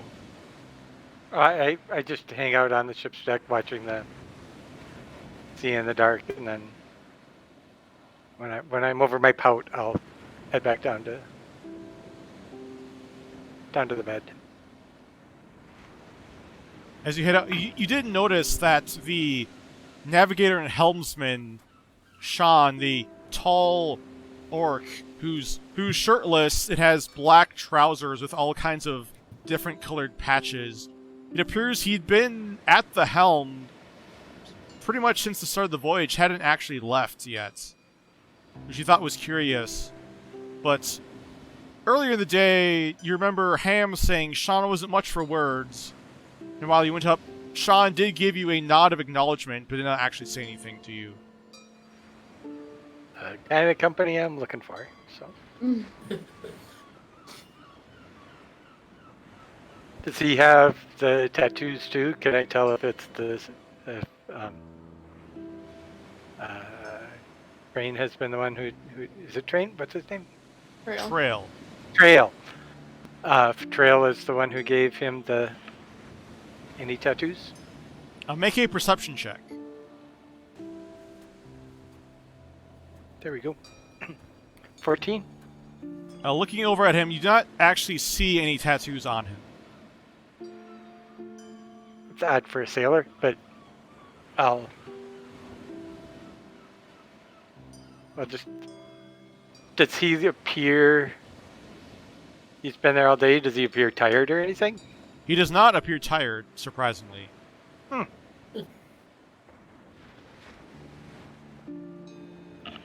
I'll just make a note of that, but I'm not going to do anything about it now. And then after I'll just head back down to the crew's quarters. Then after they've had enough time to gloat about winning, and I've had enough time to vent about losing.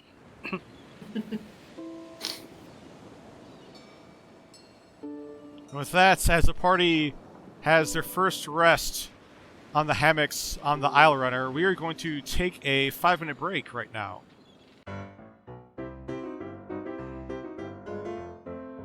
Okay, the party wakes up on the morning of the 18th of Rain Blossom, and it's at this point the party has 5 days of downtime with not much happening.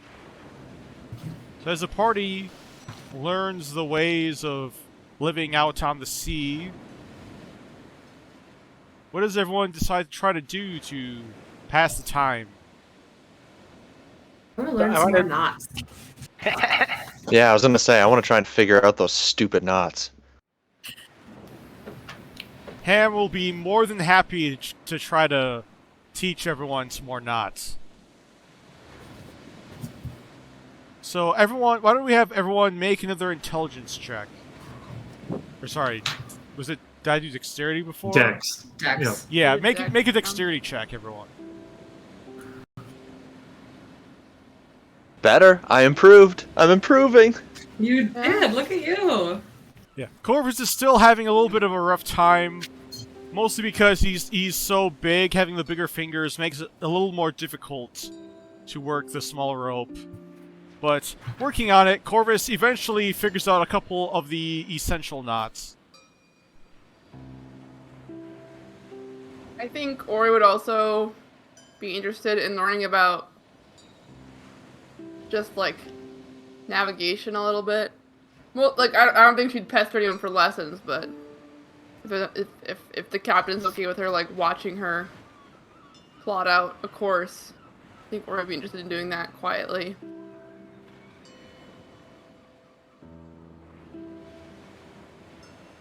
So, one morning, Ori wanders into the map room to find the captain and the navigator Shain looking over a map. After Ori walks in, they'll look over, and the captain will ask, "Do you need help?" Oh, no, I was just wondering if I could look at some of your maps, or if you don't mind, if I could just look a little bit at how you plot the course. I was just kind of curious.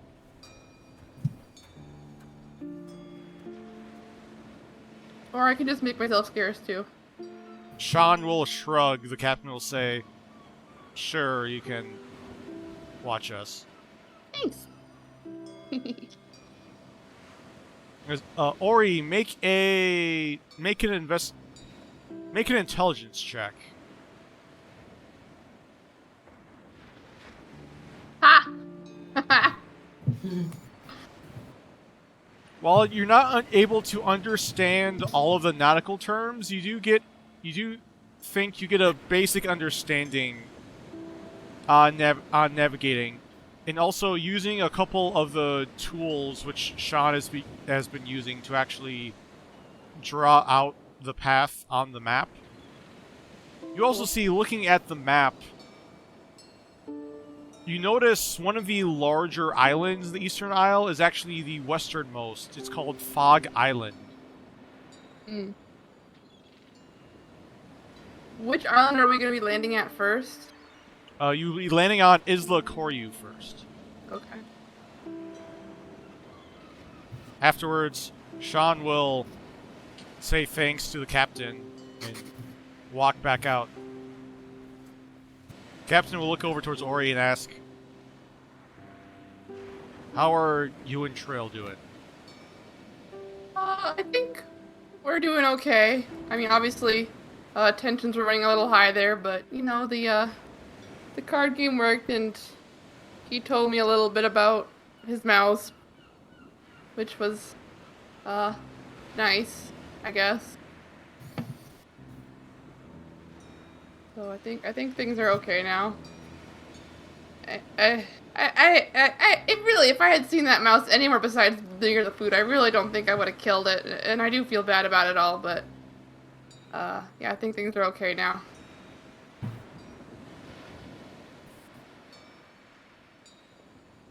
That's good. If there are any other problems between your folk and the crew, let me know. I appreciate that.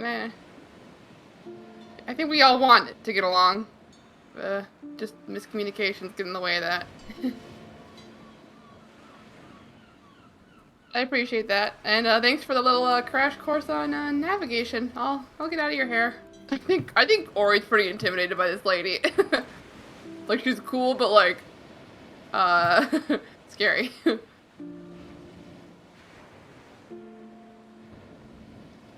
The captain does not say anything, but does watch Ori leave.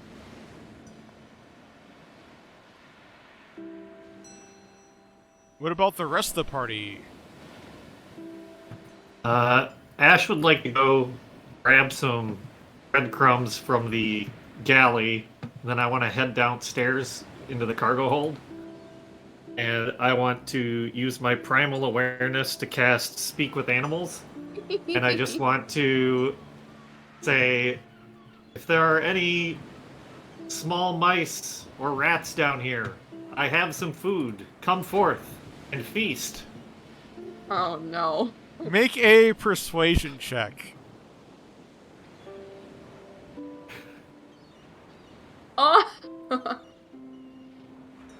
After waiting for an hour, Ash realizes one of two things. Either there are no small woodland beings that stowed away on the ship, or if there are, they're still hiding themselves away from Ash. Can I craft some sort of rudimentary trap and put the food under it for him? The live trap? Make a survival check. Live trap. I'm trying to kill him. Trying to catch him. No, I figured. Ash with his background as a scout is able to quickly hook up a very simple box trap, which will capture but not kill hopefully any mouse or rat that steps under the box. Alright. And then I'm just gonna leave that alone and check on it tomorrow. Honestly. So I would like to talk with the quartermaster about after he did his inventory, was he able to figure out if those mimic boxes came from a particular place? What was he able to find out? Can we make any correlations between the mimics and the crates that are missing? Are there any missing crates? Trying to figure out how the mimic mystery happened again. Okay. Talking to Breo, the quartermaster, who's appears to be while he's still wearing a tunic, much like most of the other crew members, his appeared to be of a lot different colors, a lot more fine material than everyone else. But after Michelmas asks, he will say, "Yeah, well, best I can tell, over on the docks, we were in need of some new empty crates, and I guess we bought mimics instead." And does he seem to be telling me the truth? Make an insight check.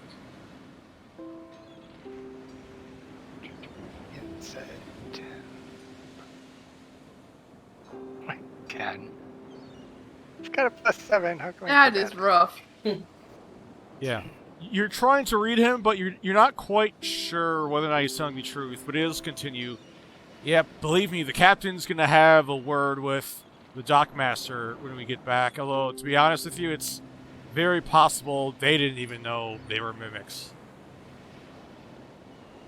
Although, if you're worried about shortage of food or anything, we did lose some food, but we had extra for the voyage, so we're still okay on that front. Okay. Yeah, main thing is we'll probably, on our end, looks like we're probably not going to be able to bring back quite as much cargo to sell.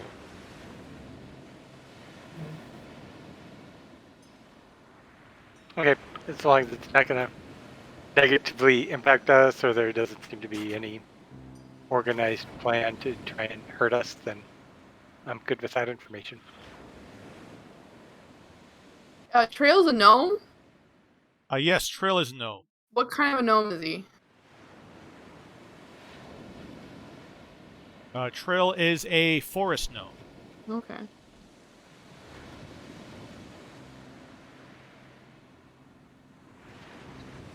I want to watch them steer the ship. Just watch.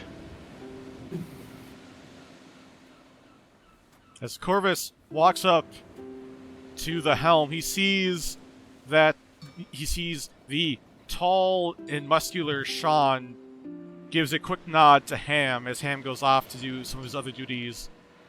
Sean will take the helm. He'll give a nod to Corvus and not speak a word to the half-orc. And we'll just sail the ship. Corvus, make an intelligence check. Oh boy. Hey, I'll take a 10. That's not bad. For me. Corvus, in his mind, might be inclined to think he knows everything there is he needs to know about steering a ship. You turn the wheel one way, ship turns that way. Turn it the other way, ship goes that way. Simple, right? Sounds simple enough. Corvus also quickly realizes that, yeah, Sean does not talk much. The party also notices that he apparently does not ever sleep either. Oh no. I mean, if it seems like Sean never sleeps, Ori might ask Cam about that. Be like, is he okay? Does he,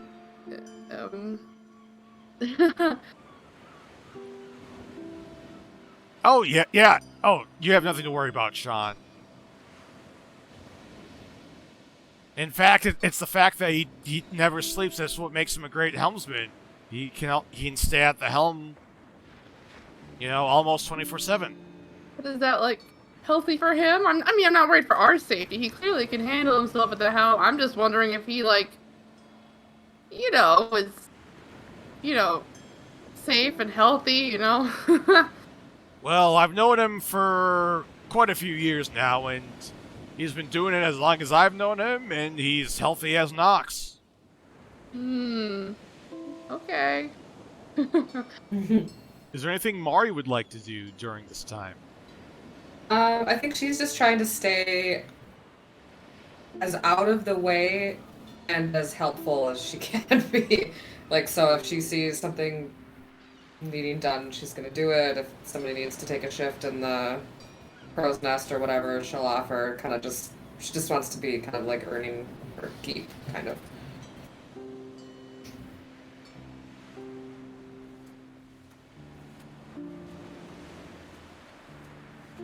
Alright, make a perception check as you hang out in the crow's nest. Oh, Unfortunately for Mari, she's not able to do a good job of keeping a lookout in the crow's nest because the rocking of the ship appears to be magnified quite a lot in the crow's nest, a lot more than what she was expecting. Also, after about 4 days into the party's voyage, Ori, you receive a message. Oh. From a familiar voice saying, "Hi, Ori. It's me, Emma. I hope you're actually getting this. Alex is here. He's trying to teach me sending. I hope..."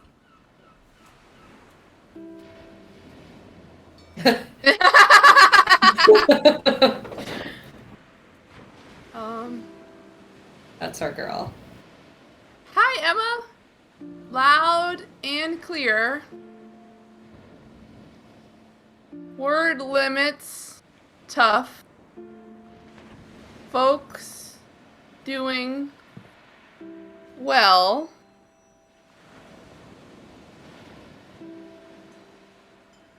Ocean is very big.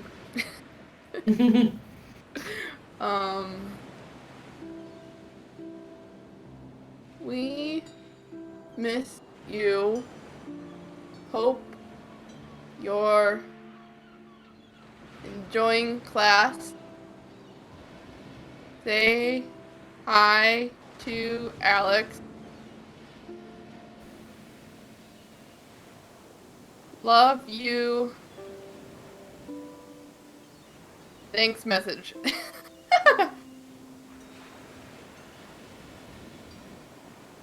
Shortly after, Mari also receives a message from Emma. Hi, Mari. Guess what? Alex taught me how to send messages like Ori. I hope you and everyone else is doing well. You can reply.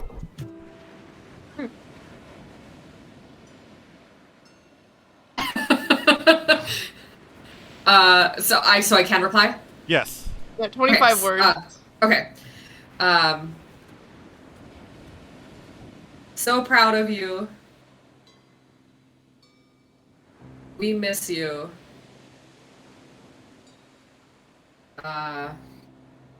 Take care of yourself.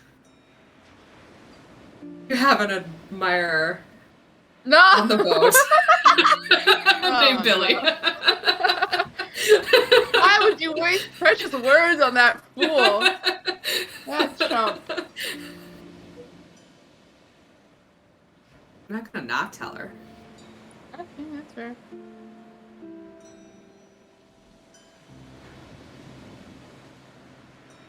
After the fifth day at sea, as the party heads back in towards their sleeping quarters, as everyone walks in, they see Trail talking to Billy as Trail is pointing to his tattoos and says, "Have you really never heard of the Kraken before? I mean, it's just like the sea monster, you know? Big tentacles, big beak to eat everything its tentacles grab. You really never heard any stories or tales about it?" And Billy just says, "No. To be honest, never really dreamt of being a sailor." And Trail says, "Oh, so that's what's wrong with you." Do you have any good stories, Trail, besides just what it looks like?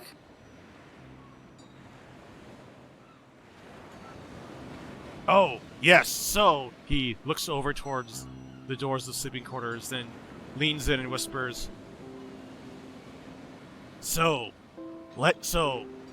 you know about the flood, right? That buried all the dead dinosaurs? Well, not all the dinosaurs actually died, because there were some which were just water dinosaurs, you know, like aquatic? Yeah, aquatic, that's the word. Okay. Yeah, and they say that after Tashan corrupted the one Tarask, he corrupted the Kraken to be the evil underwater dinosaur, you know? And because of that, the Kraken just ruled with fear over the seas. It's still out there? Well, I mean, if someone killed the Kraken, I think they probably would be bragging about it or bringing back, like, some proof, you know? I mean, I feel like if someone killed a Kraken, it'd be kind of a big deal that word would get out, you know? Unless it was mutual destruction, and they both went down in a watery grave together. I mean, come on, though. I mean, suppose that did happen. How is anyone even gonna kill a Kraken? Yeah, I don't know. I guess all I would do is shoot magic at it. I don't know how well that would work. That Throw works a on Mimic. Corvus at it. Throw a Corvus. Yeah, that too. He does owe you beating somebody up.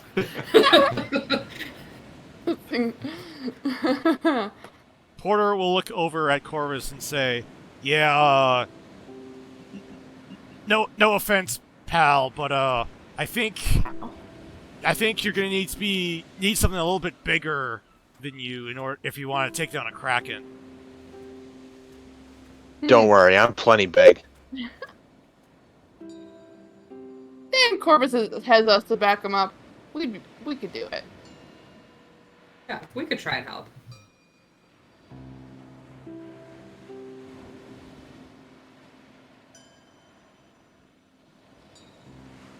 Well, if you ever do run across the Kraken, let me know how it goes, if you live. Although, my advice would be just turn your tail and run. Yeah, you're a good storyteller. We'd have to let you know and so you could tell other people about how awesome we are.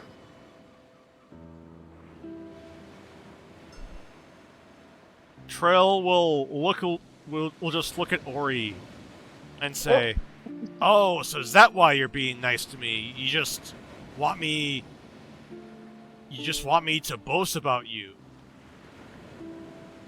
No, I was just trying to say I like your storytelling. Yeah, I didn't. I'm joking. Relax.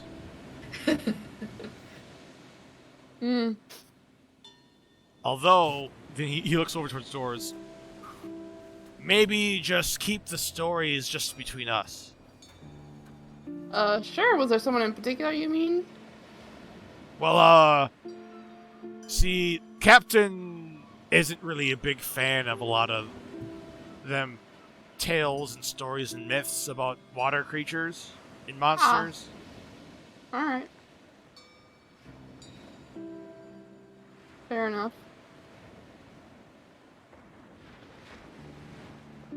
So have you... I mean, I know Billy, you're new, but, Trail and... Have you been on this crew for a long time then? Trill says, "Yeah, I've been on here, I think, going on 7 years. Porter's been here longer." Porter says, wow. "Yeah, I've been here 8 or 9 years. I lose track of time." Same captain? Yep, Captain Valhal entire time. Wow. It's impressive. And Trill will say, "Yeah, she was actually captain at... let's just say she was pretty young when she became captain of the Isle Runner." Okay.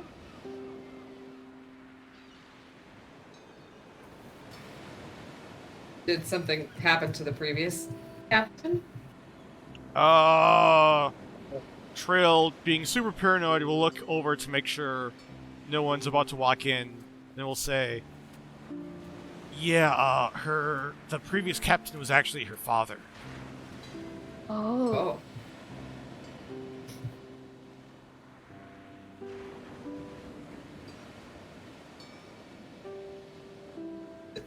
And what happened to him? Did he Yeah. retire or take on a new ship? Yeah, retired because retired by the end of the Blade.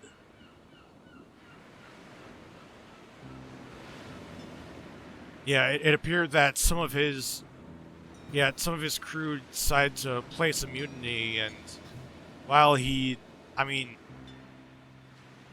captain doesn't really talk about it. Ham told me about this once. Ham was actually first mate to her father. But from what Ham said, her father managed to kill all the mutineers, but he didn't really survive the fight much longer after. Oh, wow.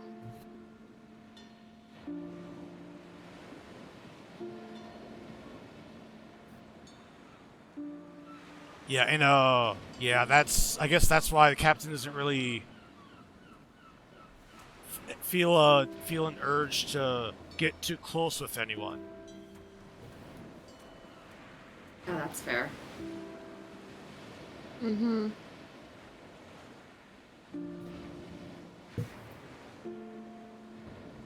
Oh, and you not hear any of this from me. We didn't hear any of this. Oh, no. I heard what? Billy, being really confused, just says, "Wait, what?" but you just said, and Trill will just look at him. Go to and bed, say, kid. Oh, I get it now. Maybe if you want to pick up college girls, you work on your thinker there a little bit more, Billy. Billy will mutter a curse word underneath his breath. Oh.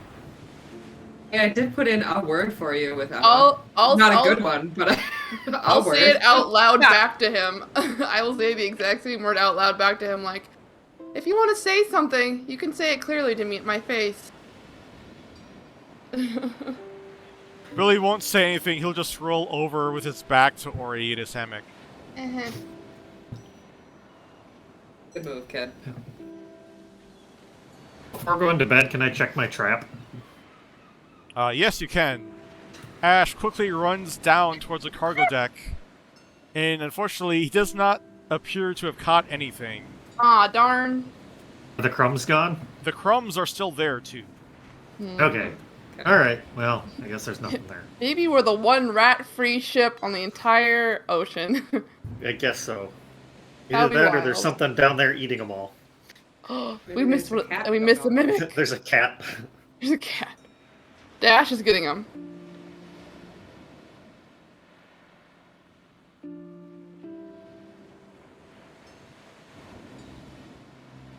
So how far out are we from the first island abouts now then? So as you wake up on the... Let me double check. As you wake up on the morning of the 23rd of Rain Blossom, you should reach Isla Koryu on the 25th.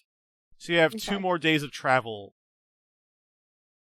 before reaching your first designated island. However, on this day, everyone wakes up to the sound of thunder.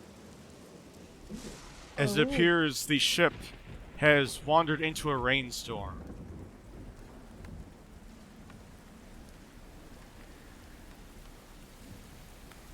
I'm gonna cast water breathing on all of us. Thank you. Cheers. Ori will go check on gosh, I just blanked on his name. Check Sean? on Sean, yeah, and cast prestidigitation to like dry his like socks out or something, maybe like just dry off his clothes a bit. You're like, I appreciate. Sean. Oh, sorry, you were saying? She'll cast prestidigitation to kind of give him a moment to feel dry at least, to maybe a little bit warmer, and say, I appreciate all the work you do up here, keeping us on course. Sean will look a little confused as he sees the arcane movements from Ori. He instantly becomes dry though, and then after a few seconds, quickly becomes wet again. Yeah, but like maybe his underlayers will stay dry a little bit longer. I don't know. He will give a quick smirk towards Ori and say thanks.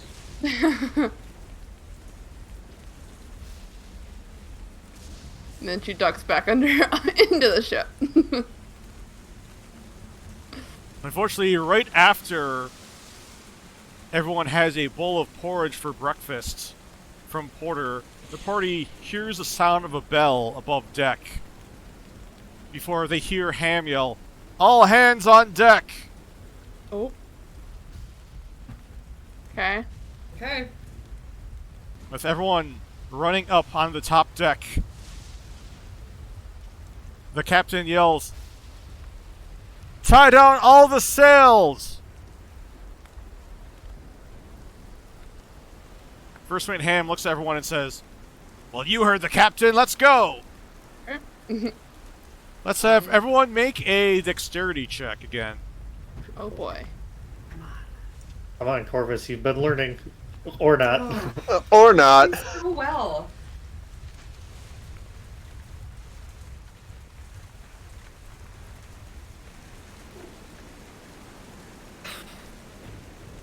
I'm gonna use, magical guidance. When you make an ability check that fails, you can spend 1 sorcery point to reroll a d20. You got it. Can I? I don't want to burn up a bunch of these. Ugh. According Gosh. to my notes, you have an inspiration die. Oh, I do? Oh, I didn't have that on my sheet. Well, I'll use it. 1 more try. 4. Okay. There you go. Michelmas, could a dexterity check from you two? I think I have one. Oh. No, I didn't go through. Sorry. Oh. Ugh, We were doing so good in practice. I know. Yeah. Unfortunately for Michelmas and Corvus, tying knots on some rope when you're not climbing up a rope walkway It's raining. tens of feet up off the deck. It's one thing, but when it's raining and you have to climb up rope to tie rope, makes things a lot more complicated. But thanks to the crew helping everyone, eventually all of the sails are tied down. However, the party sees a large wave approaching the ship.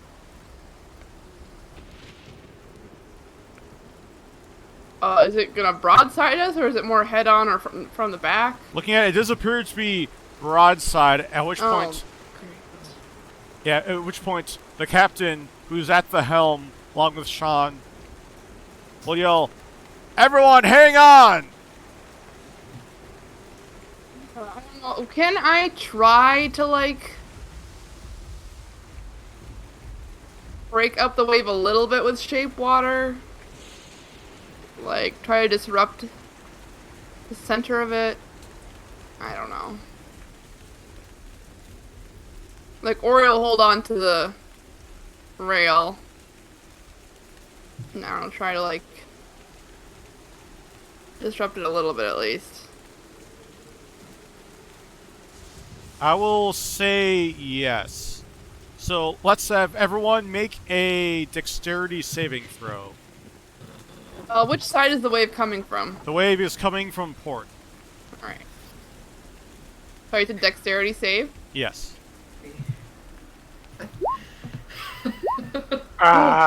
So Mickey. I have an inspiration Oh, dice, and I'm Mark. definitely going to use it My now. aura gets plus 3. I think it's whatever your proficiency bonus is, right?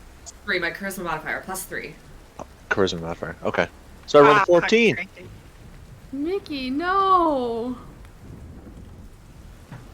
Unfortunately for Mickey, Dash, and Mari, the three of them get pushed back, hitting the far rail. How much does Dash weigh? Dash is... Dash has grown quite a bit in the last month, so he's Okay. probably 40 pounds? Okay.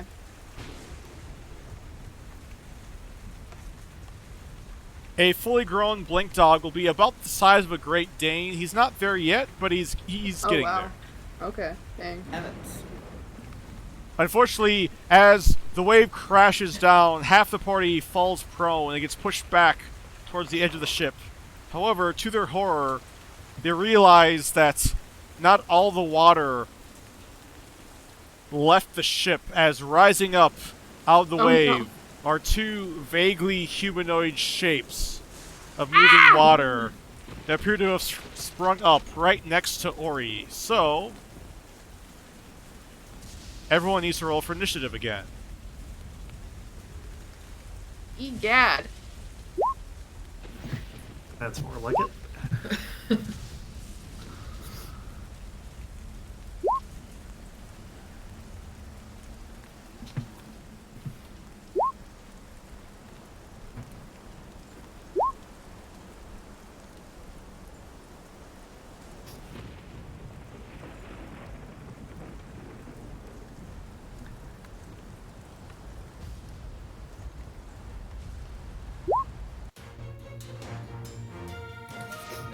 So first up is Ash to react. Alright. I'm going to move more towards the center of the boat. I'm going to bonus action cast Hunter's Mark on the red guy. And then I'm going to take out my bow and try to shoot it. And I'm going to do my sharpshooter feat.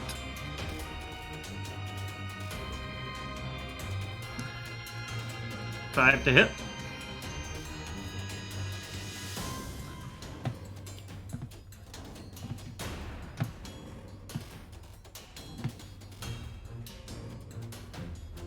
You have a +7 when using your sharpshooter? Yep, because I'm plus 12 otherwise. Oh, that's right, because you have the archery fighting style, that's right. Yep, archery fighting style, the magic bonus, and plus 1 longbow. Yes, that will hit. Okay. So then I get the hunter's mark and sneak attack on it. Yeah, which one were you shooting again? Red.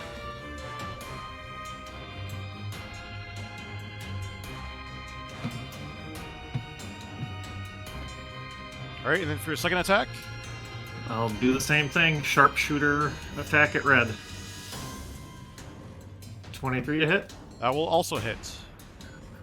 And I'll do Hunter's Mark and Colossus Slayer. So 42 total damage, if it takes all of it. It does take all of it, as Ash quickly fires off 2 arrows through the rain towards the water elemental. The arrows pass through the water elemental, but appear to still have slowed it down and done some significant damage to the elemental. That'll be it for me. Corvus. I have a rules question.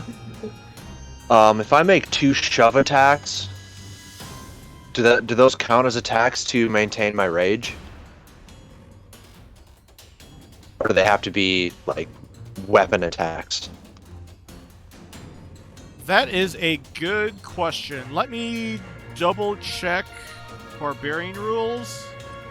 Oh, I have to attack a hostile creature. Never mind, that answers the entire question. So, I know what I'm going to do. I'm going to enter my rage. Going to move here. I'm going to try and shove Billy to this spot, if I could.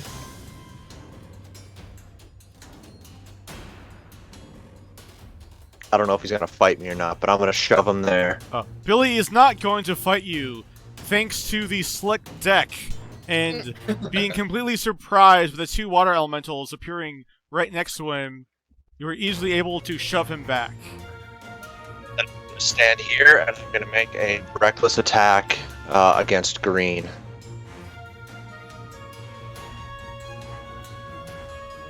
.24 to hit. That will hit. For 10 slashing and 5 radiant, and that is the end of my turn.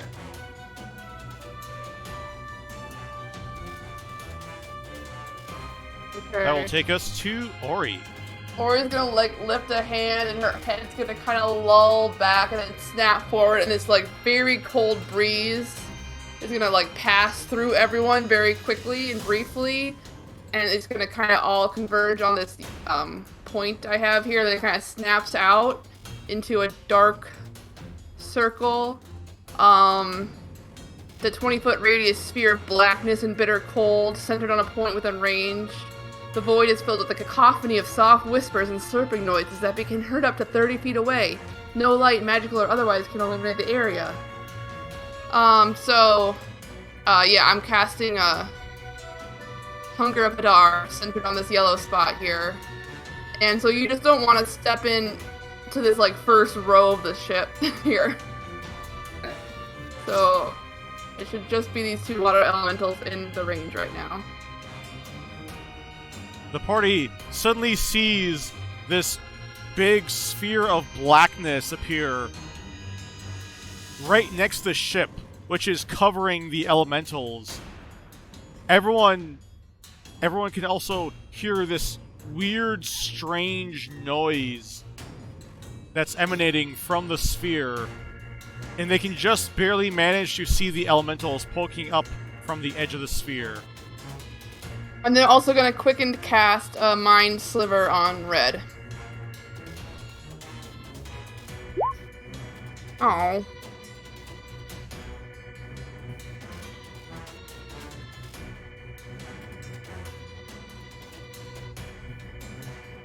Int save, that is a failure. Well, 3 psychic damage. Damage is damage. Yep. Also, Ori's gonna draw her, rapier. and that'll be the end of our turn. Okay. And after the giant sphere of darkness appeared right next to the ship, we now go to Michelmas. Alrighty. I will run up to here. I'll cast a 3rd level Bless on all of our party. Woo! Because I have a feeling saves may come in fairly frequently during this combat. And then I'll tell Ash, kill it, and point to the red water elemental. Alright. Oh, I'm casting it. I'm using my ability to cast enchantment spells as a bonus action. You got it. Right. I'll just shoot an arrow at it. 24 to hit. That'll hit. And Hunter's Mark. Then... yeah. Do I get sneak attack or Colossus? I don't think so. On Yes. red, yes you do, because you have allies Okay. next to it. Got it. Colossus is just your turn, so you don't have that. But sneak attack, Yeah. yes. And then, as my action, since it has bad on its saving throws, I'll call down the Holy Fire on the Sacred Flame on that guy too, then as my action. But it has minus D4 thanks to Nice. Ori's Mind Sliver, so that is a failure. So it takes So right after getting hit by yet another arrow, some of the water starts to steam off from the elemental, from the falling radiant flames that crash down onto it. And I'm dead. That will take us to Mari. Beautiful. I'm prone, right? So I stand up. And then I think I can get here with my 15 movement so I can attack the red one.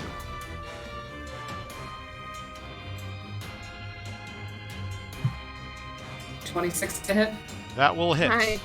for 13 damage, and then I might as well Divine Smite it. So 20 total, 7 radiant. And then I will hit it again. Oh! Crit! Yes. That's a crit. So then, I'm gonna Divine Smite at a 2nd level. Yes! Alright, so this is 6d8 because of the crit.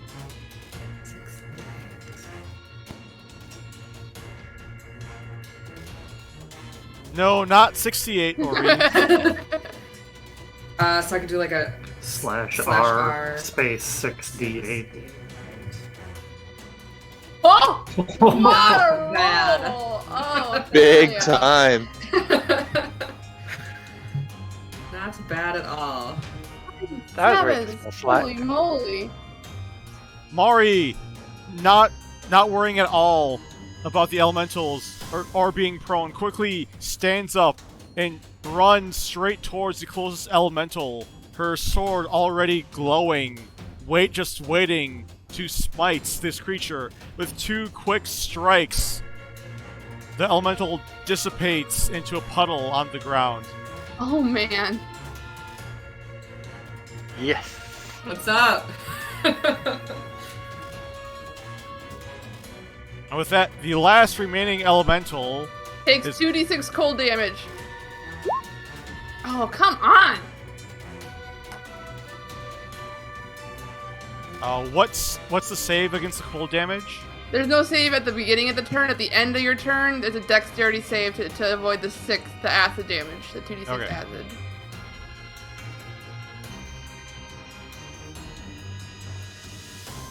Yeah, the elemental is going to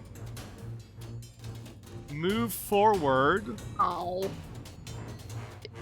You did notice, Ori, that as it took the cold damage, part of its body seemed to freeze up, but it did slow the creature down. But it still had enough movement to move forward as both Billy and Corvus are now within the water creature, and both of them need to make a strength saving throw.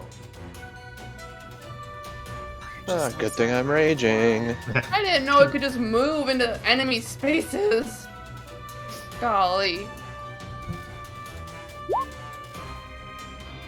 21, how's that? 21 succeeds, and 14 also succeeds.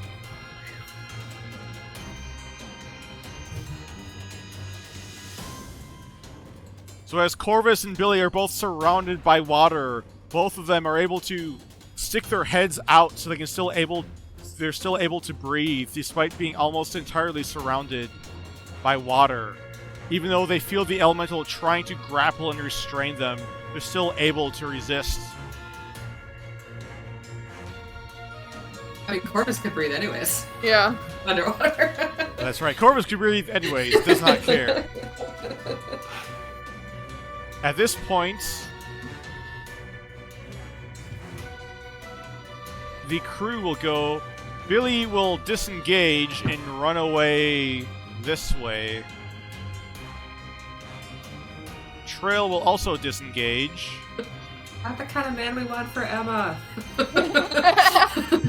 He's just like the lawyer in Jurassic Park. He's running to the bathroom.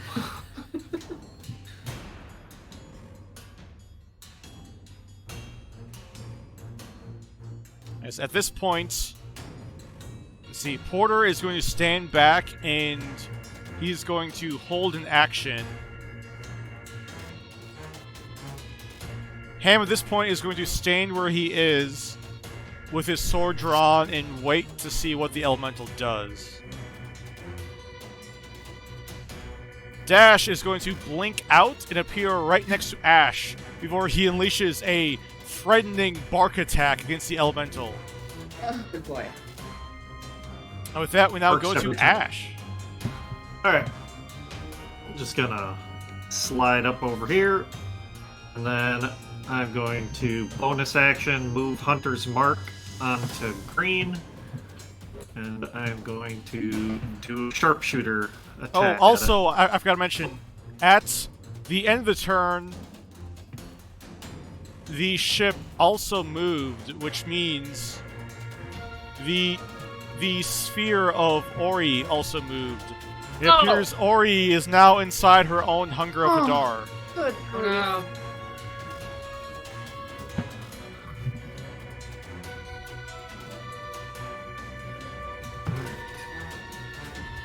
So, Ash. Yep. 18 to hit. That will hit. And then Hunter's Mark, Colossus Slayer, and Sneak Attack. And then I'll try to sharpshooter it again.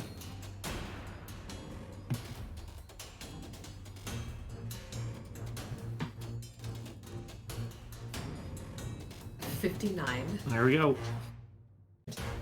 Ash, with no fear in the pouring rain, is still able to aim 2 deadly strikes right into the elemental. Just the arrows passing through Corvus, leaving Corvus unharmed. With that, we now go to the barbarian who is engulfed inside the water elemental.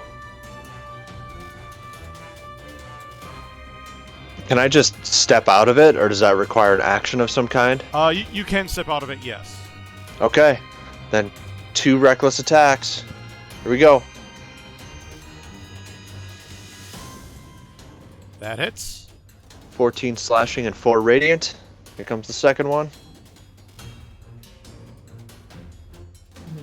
Another 9 slashing, and then I'm going to use my bonus action. Whoops. Did something weird on my character sheet. Well, why Bonus did you action. do that? Here we go. Another 9 bludgeoning. Beautiful.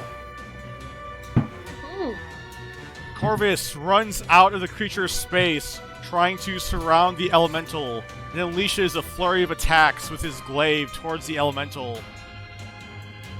From what everyone can see, it looks like the water appears to be struggling to maintain its shape. Which will take us to Ori's turn. So 2d6 cold damage. Of course, I roll almost max damage on myself. Good grief. Alright, and then I'm not gonna roll concentration. I'm obviously just gonna drop it. And then I'm gonna cast Magic Missile at 3rd level on the thing.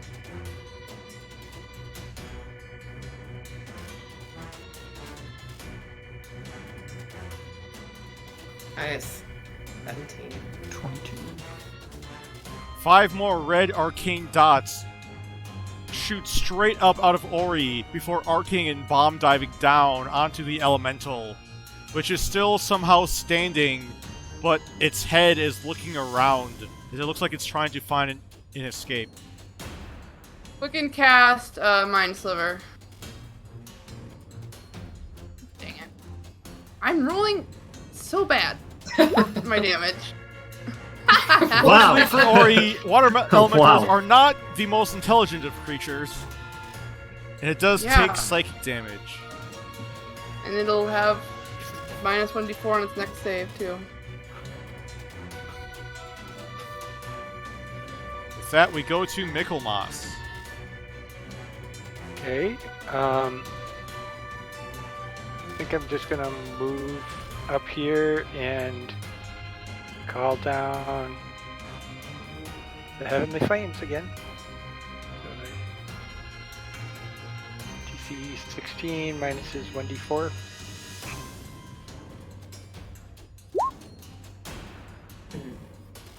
He takes 11 radiant. How would Michelmas like to do this? Woohoo! Yay! So I want the sacred flames that aren't actually flames to come down, and they still cause the water to steam, turn into like a puff of steam, and just disappear and float, disappear into the rain and the mist and the waves splashing. Everyone sees the divine flames appear above the elemental, and as they all drop, bombing down, much like the magic missiles before, the elemental suddenly explodes into a cloud of steam as it sizzles up before it dissipates into the falling rain.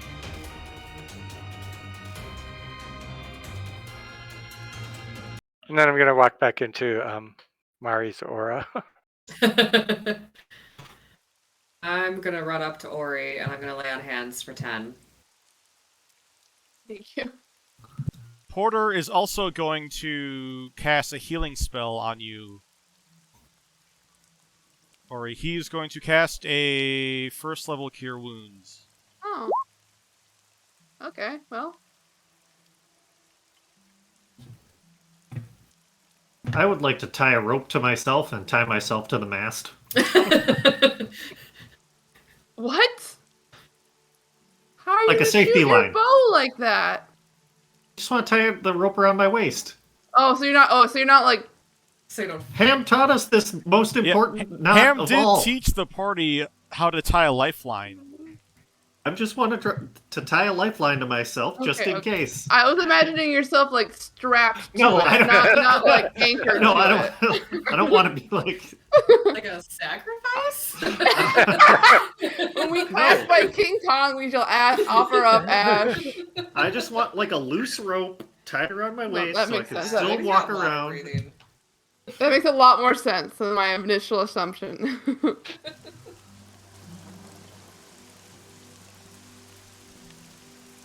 About 3 minutes after Ash finishes tying up his lifeline, the clouds start to part and the rain slowly begins to lessen. Although it appears there's still rain clouds up ahead, it appears the ship is now out of the brunt of the storm. Whew. But Porter will ask out to everyone, is anyone else hurt? Oh. Not a scratch. Yeah, I only hurt myself. Well, I advise you try to refrain from doing that in the future. You know, I'm still learning, these spells, and I'm not used to casting it on a ship where the ground moves under me like that. I'm lesson well learned, I assure you. Yeah, I'd recommend Eastmarch, but it's not exactly cheap. I appreciate it. Billy will go up to Corvus and put a hand on his shoulder and say, "Thanks." Just be more careful in the future, kid. I mean, I'll try, but when they just sort of appear right next to you, there's not a whole lot you can do. I suppose not. Well, there's not a whole lot I can do. I mean, I don't really think my dagger would do too much against them. I'm surprised his bow did so much. Well, a really dagger's supposed to work. worthless anyway. Get something bigger. I like that. Yeah, well, I'll keep that in mind next time we're in port. I'll talk among the crew. Does this storm seem like normal things that happen, or it's coinciding with the water elementals? Was that strange, or is that something typical that would happen in these waters?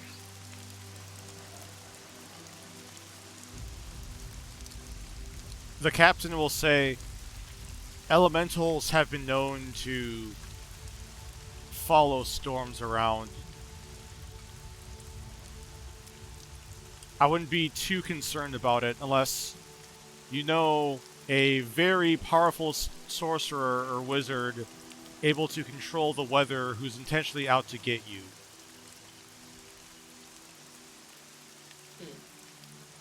Also, if said sorcerer or wizard is actually someone you know who's who's out to get you, I would greatly appreciate you informing me, as that knowledge would greatly benefit our route decisions on this voyage.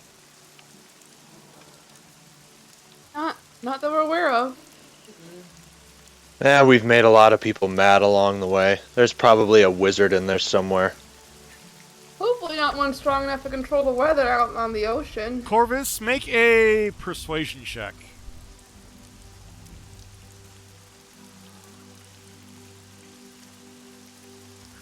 Nine. The captain will just look over at Corvus, not looking convinced, but just say, right.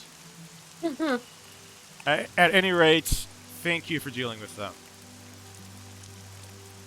I'm gonna go over to Corvus, and I just kind of want to speak to him in Orcish and say, didn't you have like a dream where you were controlling the weather or something?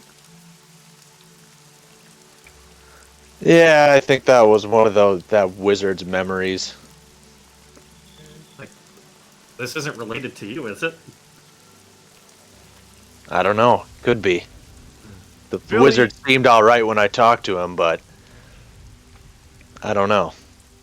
Billy, who's still standing next to Corvus, looks very concerned and doesn't really know what to say. Does he speak Orcish? Oh, that's right. I missed the Orcish part. Billy looks confused for a different reason, as he does not understand the words being spoken between Ash and Corvus. And then I'm just gonna say, and have you been training with Mari? Like, did you see how hard she hit that thing? I could have sworn that was like something you would do. She could hit that hard every time if she wanted to. I think she's just afraid of her own power. You're still speaking in Orcish, right? Yeah, 100%. You better hope you're still speaking in Orcish. She just needs to cut loose. Give in to the rage. Exactly. Well, I mean, boy, that was something. Ham will walk up to Ori and put a hand on his shoulder and say, "Well, that was something. How long you been able to do that?" Oh, that in particular? That's the first time I really tried doing that, you know? I was just kind of feeling it out. And I didn't cast it optimally, that's for sure. With the ship moving still.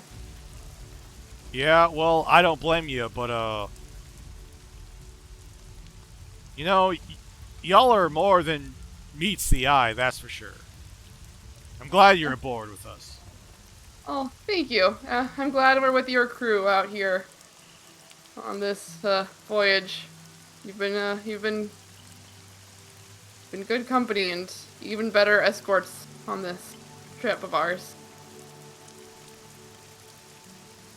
We're happy to help and support you as much as we can, as much landlubbers as we are. Don't worry, by the end of this voyage, I'll make sure all of y'all are true sailors. Through and Perfect. Excellent. through.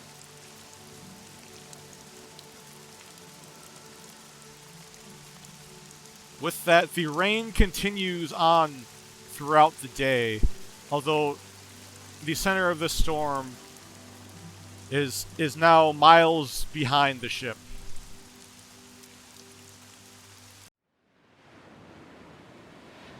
The next day, as the party wakes up on the 24th, as they come up, they see, surprisingly, the captain at the helm in the morning. Oh. As they step out onto the top deck. Is Sean okay? Captain says, "Yeah, he's double checking the maps." Oh, cool. But as you ask that, Ori, from what it looks like, it appeared the captain did not get much sleep the night before. And how are you this morning, Captain? I'm fine. Okay. Glad to hear it.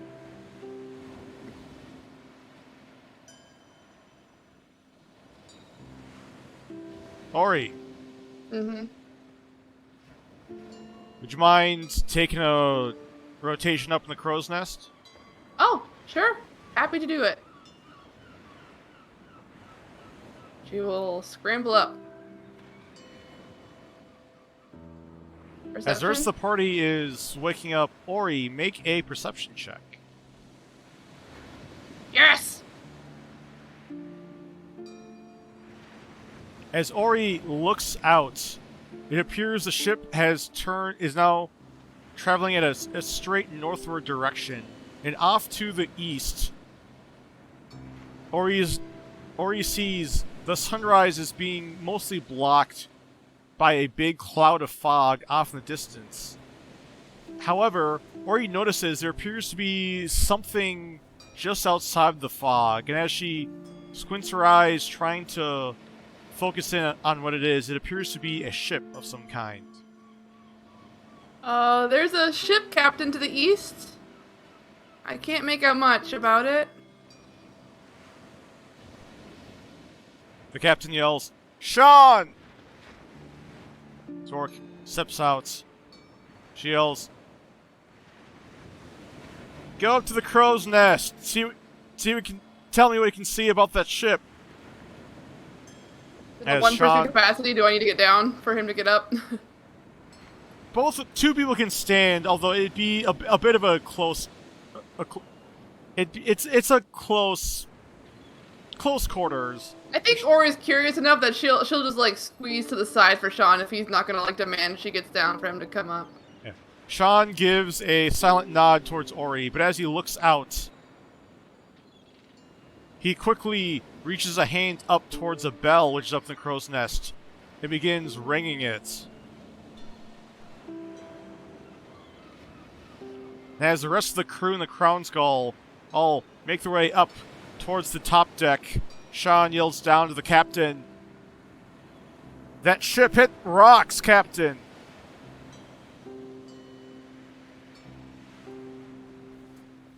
Oh dear. Are we gonna help them? Can we help them? As Ori asks that, she realizes the ship suddenly makes a starboard turn and is beginning to sail towards the ship. And can we make anything out of it? Like, are we flying any flags? Is this ship flying any flags? The ship at the moment is not flying any flags. And is the ship we're approaching flying any flags that we can see? From what you can see, you do not see any flags on the ship, no. So I'm concerned about rocks being where people might not think there are rocks, and so I'll be looking ahead to see if I can see any. Did the captain or the Sean or anyone? Does the ship hitting rocks here seem normal? Something that they're on the lookout for, or is that just completely weird? Ham will say, well, you see that fog off in the distance? Yes. Yeah, that's from an island called Fog Island. I know, sailors, brilliant at coming up with names. But that's one of the isles that people tend to avoid because apparently the fog makes you see strange things, mess with the mind, you know. Also, there are rocks by the island, which that ship apparently Right, they didn't hits. call it Foggy Rock Island. But- okay. Well, since rocks seem normal, I'll be on the lookout as much as I can for our ship hitting into rocks. I don't want that to happen. Make a perception check.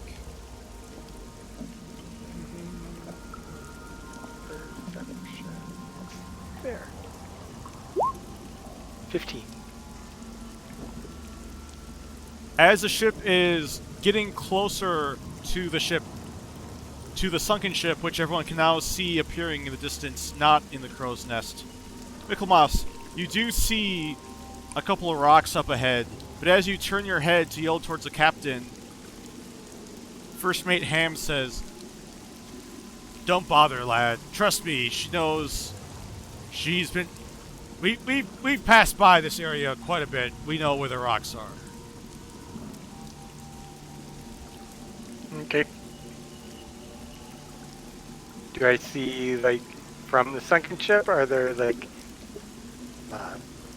people swimming away from it, or how sinking is it? The captain brings the ship within about 100 feet of the ship. And as let's have everyone else make a perception check too. Can I make another one, or just... Yeah, make another one, Ori.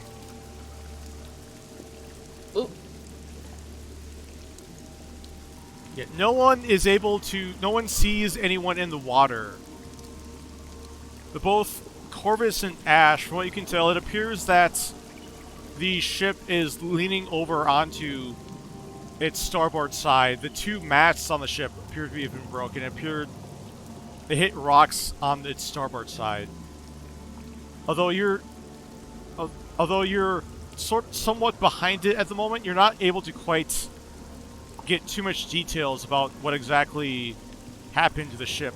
But the captain will yell out, "Drop anchor!"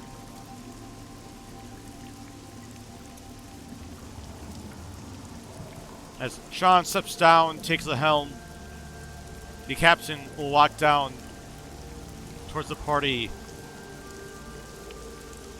and ask, she'll say, "I've got a bad feeling about this." Where... Yeah, why isn't there anyone on the ship?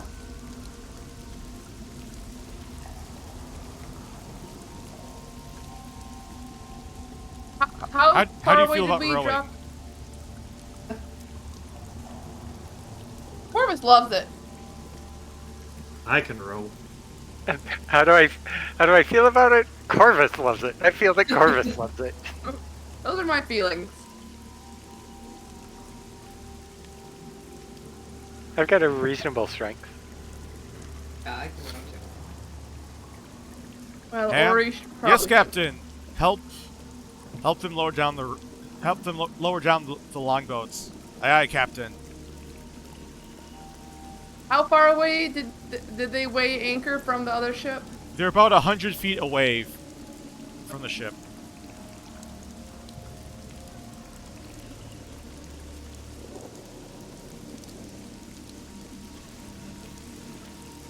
Is it enough for one of us?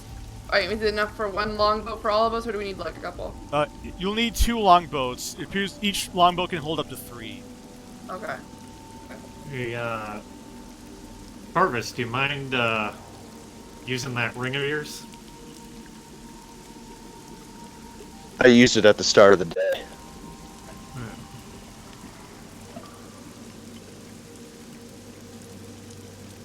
I'll hop in this boat.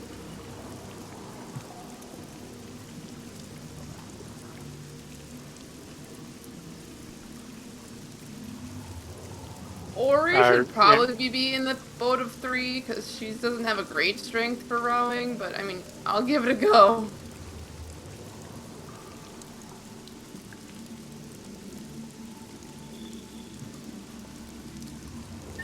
Dash will join the Bash Bros then. There you go. The party slowly rows towards the sunken ship. Let's have 2 people from each boat make athletics checks. For the rowing? For the rowing, yes. Nice. Okay. Harvest, it's all about the form. It's Form. not about brute. It's not about brute strength. Engage your core more. What isn't about brute strength? The waves are a lot more rough than what anyone in the party has experienced before. Definitely a lot more rough than Bigger's Rock, which I believe was the last time the party had to row. But as they slowly make their way closer and closer towards the boat, towards the sunken ship, it becomes pretty obvious that they did indeed hit rocks on their port side. From what you can see, it appears that there's a giant hole on the side which is causing water to crash into the lower deck.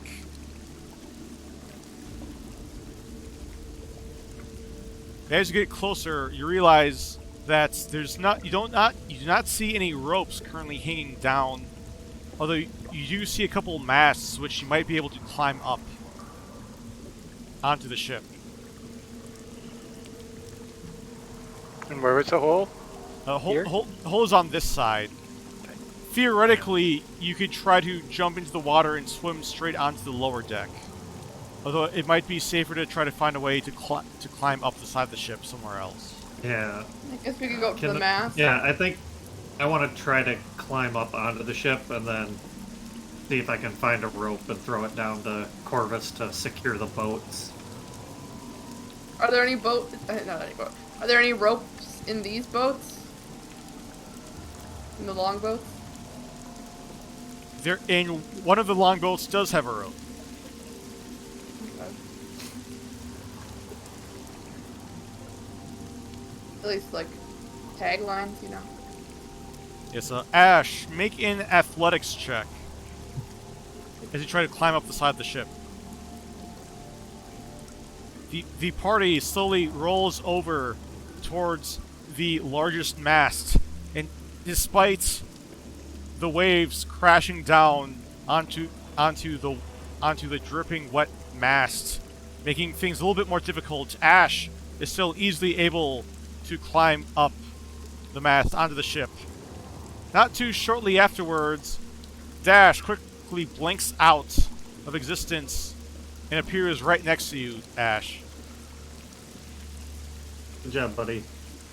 Ruff, ruff! Someone toss me that rope. I'll try and make a rope toss. that. Can Bro. we train Dash to do that? Put it in his mouth and then he blink. Oop, oop.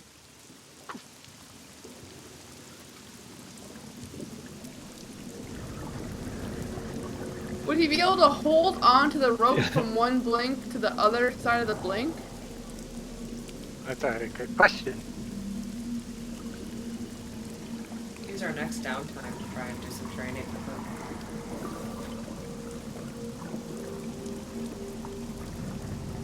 So Jacob, on the map there are some things that are blacked out in black. What? Those are other areas of the ship which you have not explored. Ah, gotcha.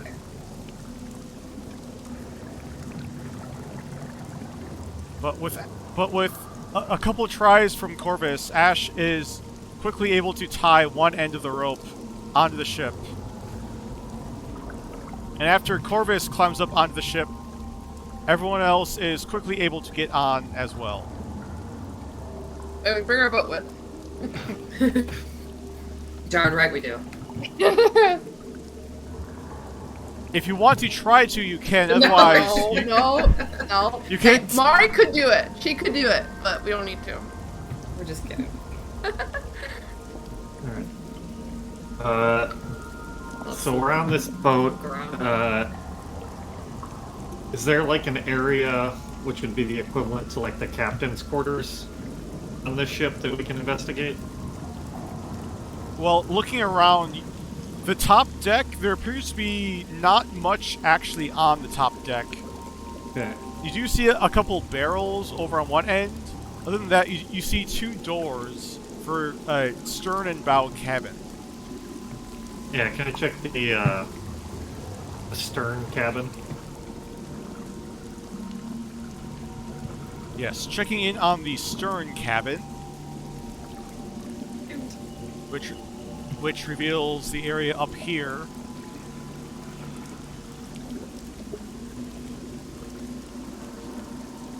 Sorry, double checking my notes. The stern cabin appears to be a galley of some kind, although as you enter in, you see there is standing water over in one half. It appears that most of the food that is still here appears to have gone rotten in the water. Okay. So it's not like immediate, like it's not super recent since the food has gone bad. Make a... Would this be nature check? Make a nature check.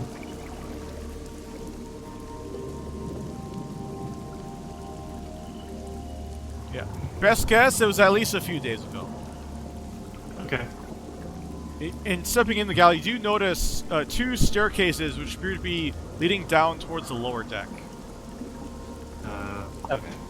With thaumaturgy, I'll first listen down into the. That's the cage where they drop like cargo in down, right? Yes, correct.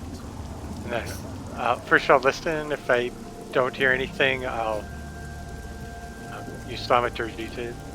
Hello, anyone on board? Make a perception check.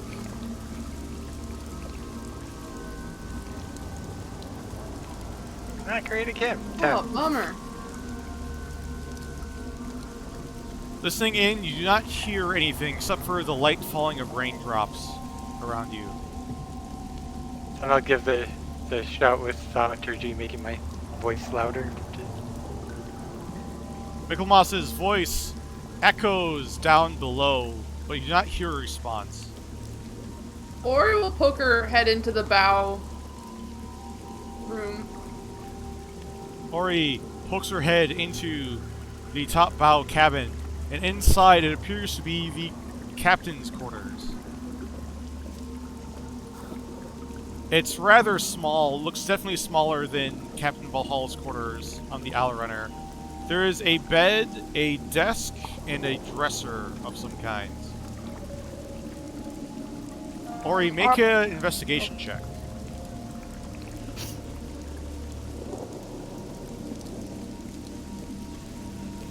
Okay.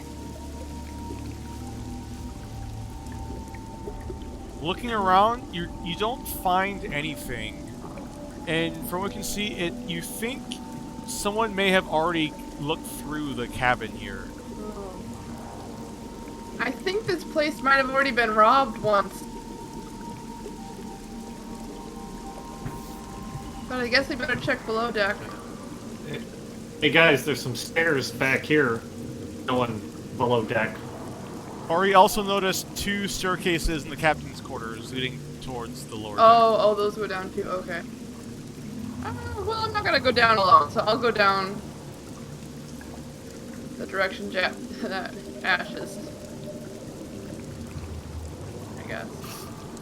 So we'll go with Ash. Or are these stairs? That is not stairs. Okay. No, that's just that is the metal fastening connecting the mast towards the ship. Okay. Mast to the ship. Okay. Then I'll go through the stern cabin to meet up with Ash to go down below.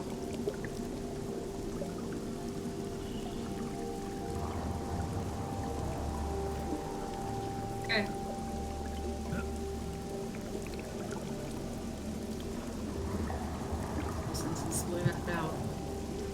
The party heads down towards the lower deck into the main cargo hold. It looks like there are still several wooden crates and sacks down below, although it appears a lot of the cargo has spilled out in the hole over on the starboard side. And a lot of the crates here appear to have been broken in the crash. So there are 2 lower cabins then as well? Correct. I guess I'll look in the stern.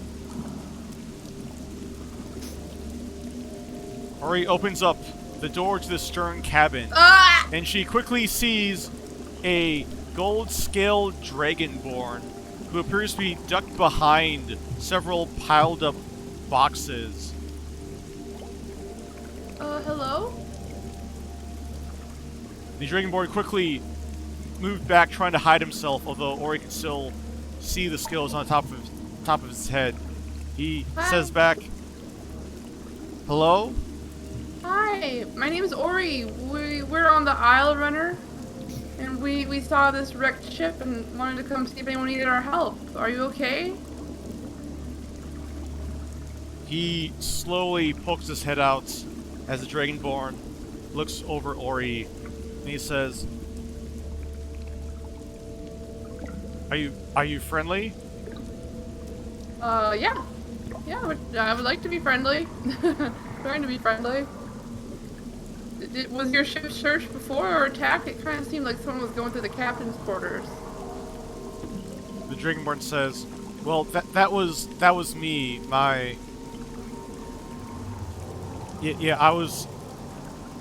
Our ship crashed about I don't know, maybe a week ago." I'm gonna use sorcery points to cast detect thoughts.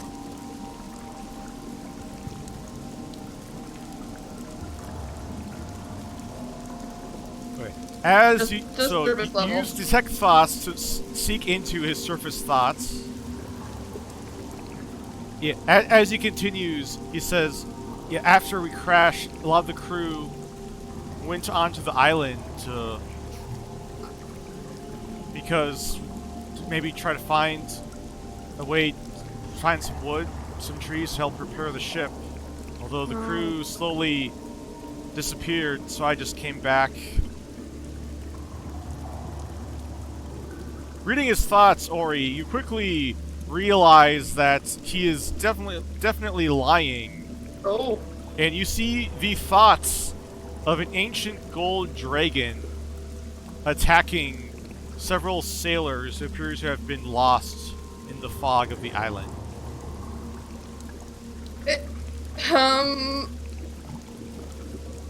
Is it the dragon itself?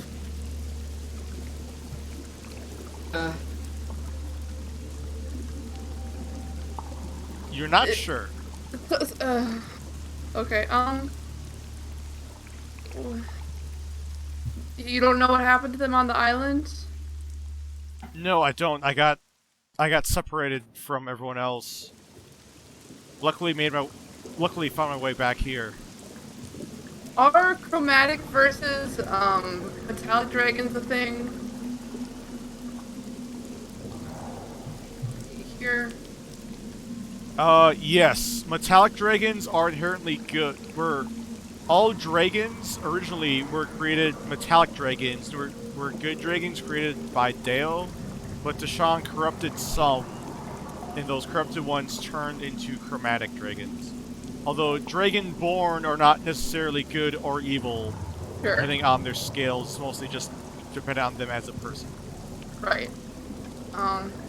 What ship is this? Who was the captain? What was your job here? Oh, I was just a deckhand. Our captain was Captain Ahab.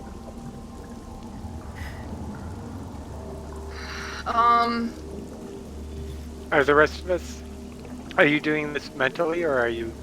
I'm speaking out loud, but I'm also using detect thoughts for up to a minute now. How long were you sailing on this ship for before you got wrecked? Oh, I don't know, a few weeks? Does that seem to be the truth? Make an insight check. I mean, it's not been a minute yet, though, has it? With detect thoughts too.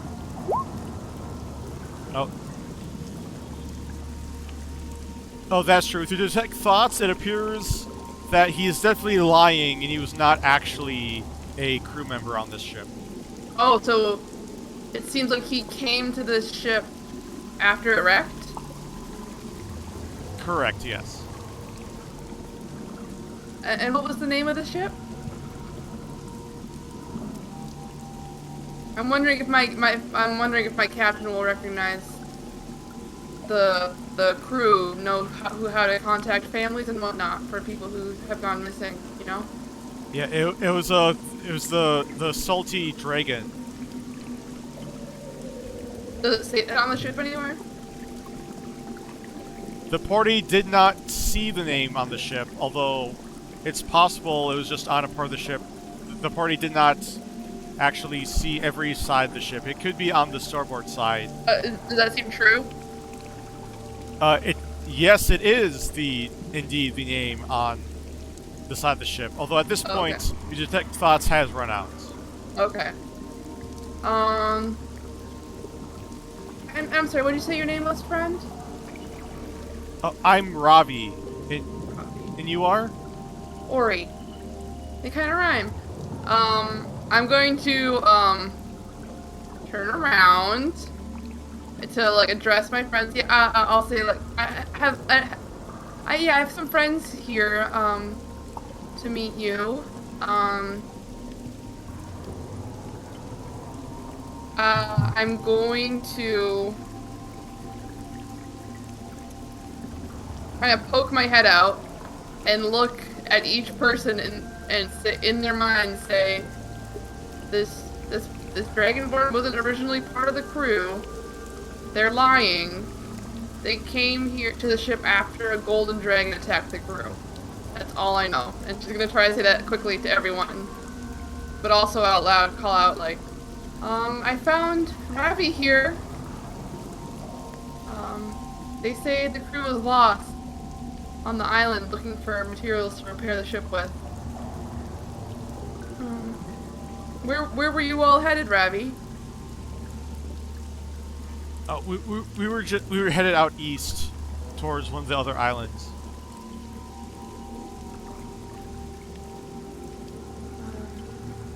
Okay. Can I try to say something in Thieves' Cant to him, like, just to see if he responds? Just say, like, hey, I'm on your side. Just something like that. Make a persuasion check, Ash.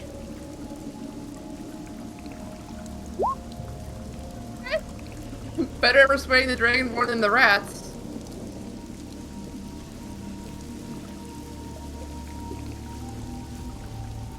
Ravi will look over at you, Ash,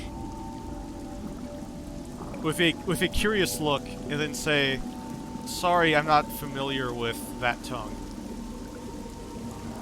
Okay. Just trying to gauge his level of goodness or badness.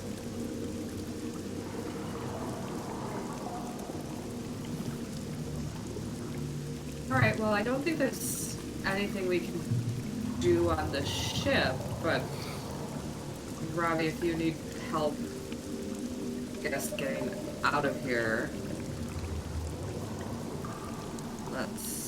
maybe we should get moving? Yeah, we don't need to stick around this old wreck anymore.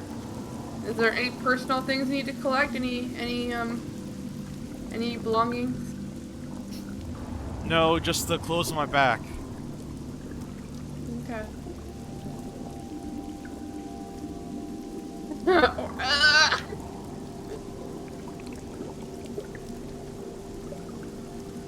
I heard sailors usually try to avoid this island. Do you know why the ship got so close? I don't know why. I mean, I was just a deckhand. I wasn't really a navigator, but apparently we were trying to make our way around the rocks. Mm-hmm. I guess the captain or whoever made a mistake. I'm gonna look at the others and say, do you think it's worth trying to find the crew out on the island?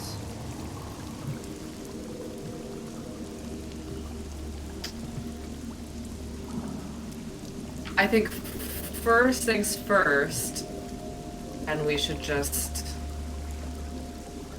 potentially go back to the Isle Runner to report in.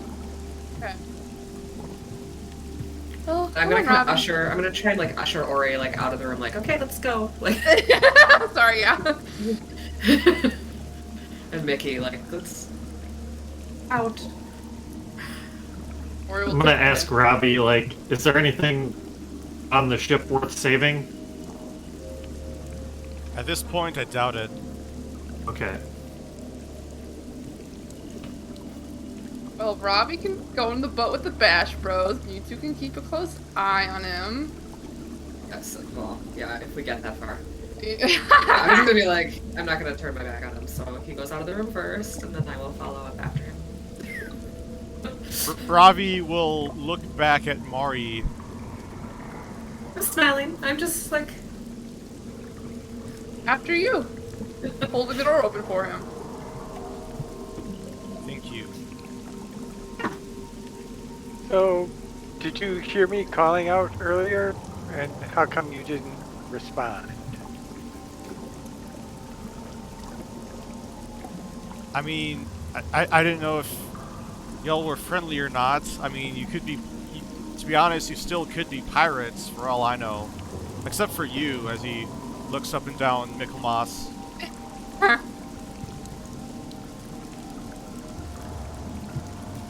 Gosh. I don't... Does he seem to be... So it's... I know it's true that we could be pirates, but the reason that he didn't respond, does he seem to be honest about that? Make an insight check.